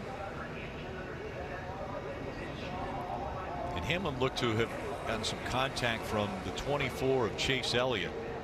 Hamlin was on his inside. Elliott looked like slammed into him. And you see Denny was trying to drive back, but then the fire from underneath the hood made him think twice. He dropped the window net and jumped out of that car. And under this caution period, the 48 surprisingly pitted from the 8th position. And his teammate, the 5 of Casey Kane, also hit pit road. So we will go overtime, and we want to take a look at the overtime line on the backstretch.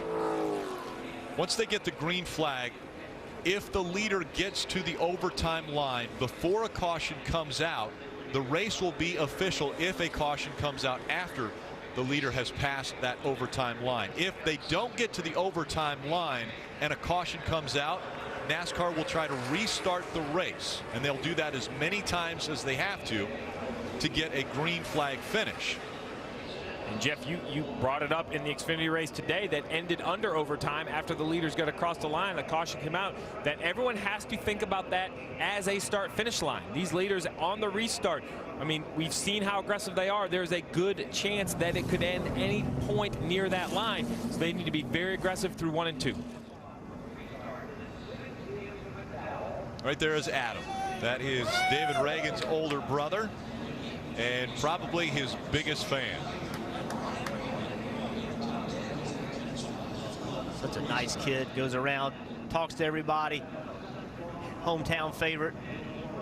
Really, really good guy to talk to. Fun, full of energy.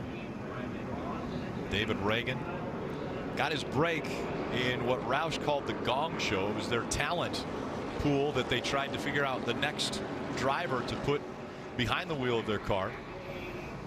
And David Reagan now with 2 wins going up against Ty Dillon, will be on the outside with no Cup Series wins. So look at the top 6 here. Is this the top 6 you would have picked coming to win this race when the race started? Ty Dillon, David Reagan in row 1. Row 2, A.J. Allmendinger, Ricky Stenhouse Jr. Row 3, Paul Menard, Michael McDowell. We are in overtime, sponsored by Credit One Bank.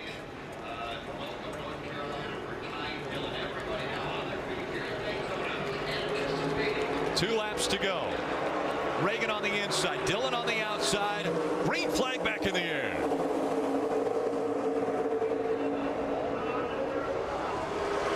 Again, they could be racing to the overtime line.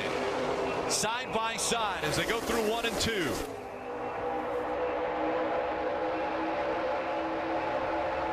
Once the leader crosses the overtime line, if a caution comes out, the race is official.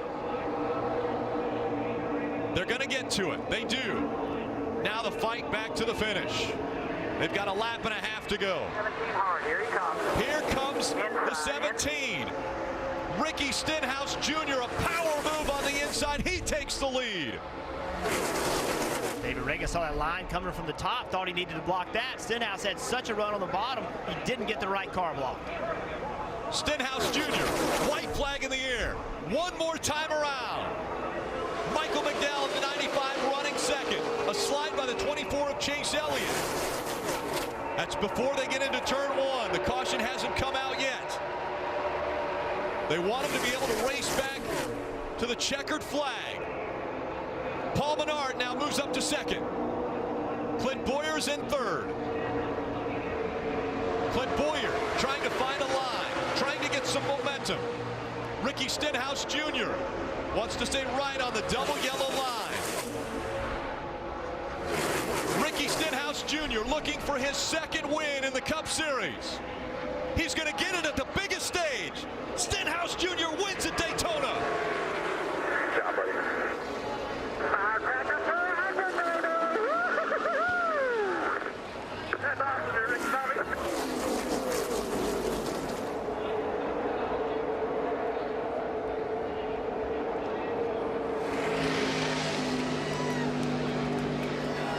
You had this thing too done. Ricky Stenhouse Jr. coming into the 2017 season had never been to victory lane in the Monster Energy Cup Series. His career almost ended in the Xfinity Series when Jack Roush sat him because he was wrecking too many cars. It was a wake-up call for Ricky Stenhouse Jr. He knew he had to focus more. He went on to win 2 Xfinity Series championships. That propelled him into a ride in the Cup Series. And now he's making the best of that with his second win of 2017. Steve, the people behind the scenes matter so much. Remember who oversees the restrictor plate program for Roush Fenway. Jimmy Finning, longtime crew chief in the garage. He oversees this program. He's brought speed to their cars at Daytona and Talladega.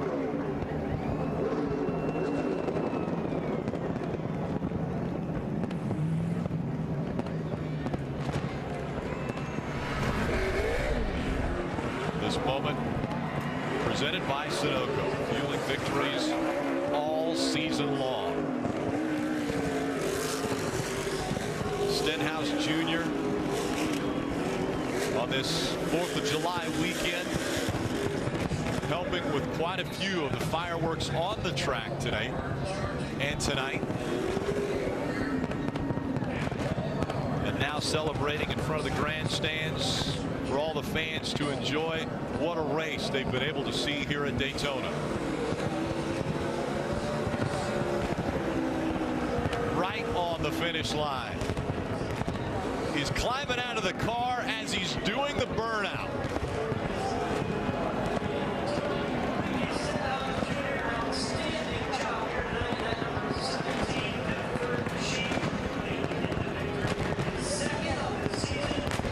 Car rolls back down to the apron.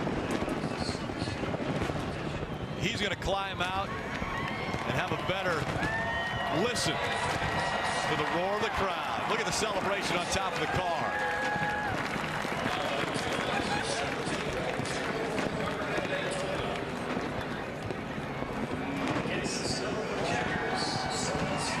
His second Sunoco checkered flag of his career and the second of 2017. And Marty Snyder's down there with him. How about that? Ricky Stenhouse wins the last 2 restrictor plate races, wins it at Talladega, and wins it here tonight at Daytona, taking his helmet off after the big celebration. Ricky, were you surprised that the 38 left that bottom open for you? Yeah, it's tough out there. I left the bottom open for the 13, and I thought I gave the race away there, but Wow, these guys, I kept my Talladega car, told them to build a new one. They built the 5th, 3rd, 4th. It was really fast. We won the Firecracker 400, man. That's awesome. Been coming down here since 2008. Came in 2006, one time with Bobby Hamilton Jr. And it's cool that we put it in victory lane, got our 2nd win this year. What do you want to say to these fans? They're hearing you right now, Ricky. Love it. Thank you for coming out here, everybody in NASCAR. Woo, America, 1776. We are the champs. All right, we'll see you in victory lane, all right? Thank you. All right, Ricky Stenhouse Jr. celebrating on the start-finish line, obviously celebrating with the fans as well, Rick. What a great opportunity the fans have here to be able to experience that win with Ricky Stenhouse Jr. He's on his way, though, to, once again, the most coveted real estate in all of racing. He will go to victory lane at Daytona International Speedway. We're going to hear from him again there.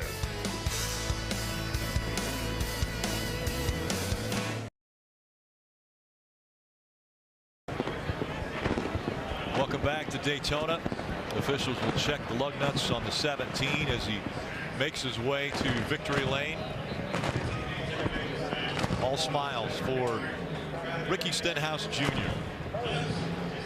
29-year-old from Olive Branch, Mississippi, gets his 2nd win. Take a look at the point standings. Ricky Stenhouse Jr. with 2 wins, 10 playoff points. The cut line, Matt Kenseth, Joey Logano on either side of it.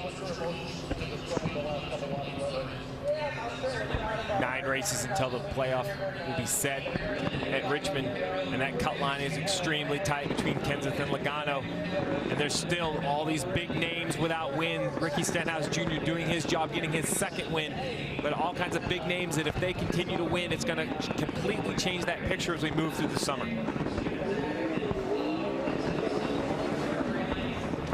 Ricky Stenhouse Jr. doing a little burnout as he works his way into victory lane at Daytona. He mentioned it. How big is it to win the 4th of July race at Daytona?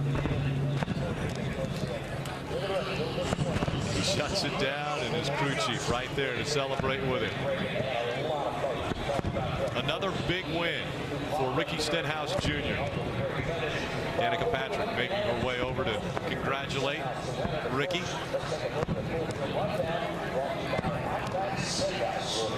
Krista. Well, less than 2 months ago, Ricky Stenhouse was trying to be a Monster Energy Cup winner. Now he's won at Talladega. He has now won at Daytona. You already thanked the fans. You did that interview. Trevor Bayne coming in to congratulate. Crew Chief Brian Patty has been here. Ricky's girlfriend Danica has been to the car. You talk to the fans, you thank them. Now we're going to thank, this one is for your team and for Olive Branch, Mississippi. And Ricky, this one's for you too. Yeah, it validates what we did at Talladega. I want to first off thank all the troops that have fought for our country, for our freedom. It's most important right now. Thank the good Lord for giving me this opportunity to come out here and do what I love to do for a living, to work with this great group of guys. You know, we've been working really, really hard at Roush Fenway, and this just keeps pushing us further and further along. You know, 5th, 3rd, Fastenal, and Sunny D, Little Hug Fruit Barrels, GoBowling.com. This Ford Performance team has just been amazing. Ford's been dominant. Roush hates engines, Doug Yates. I told his wife to bring his daughter in here because she's here.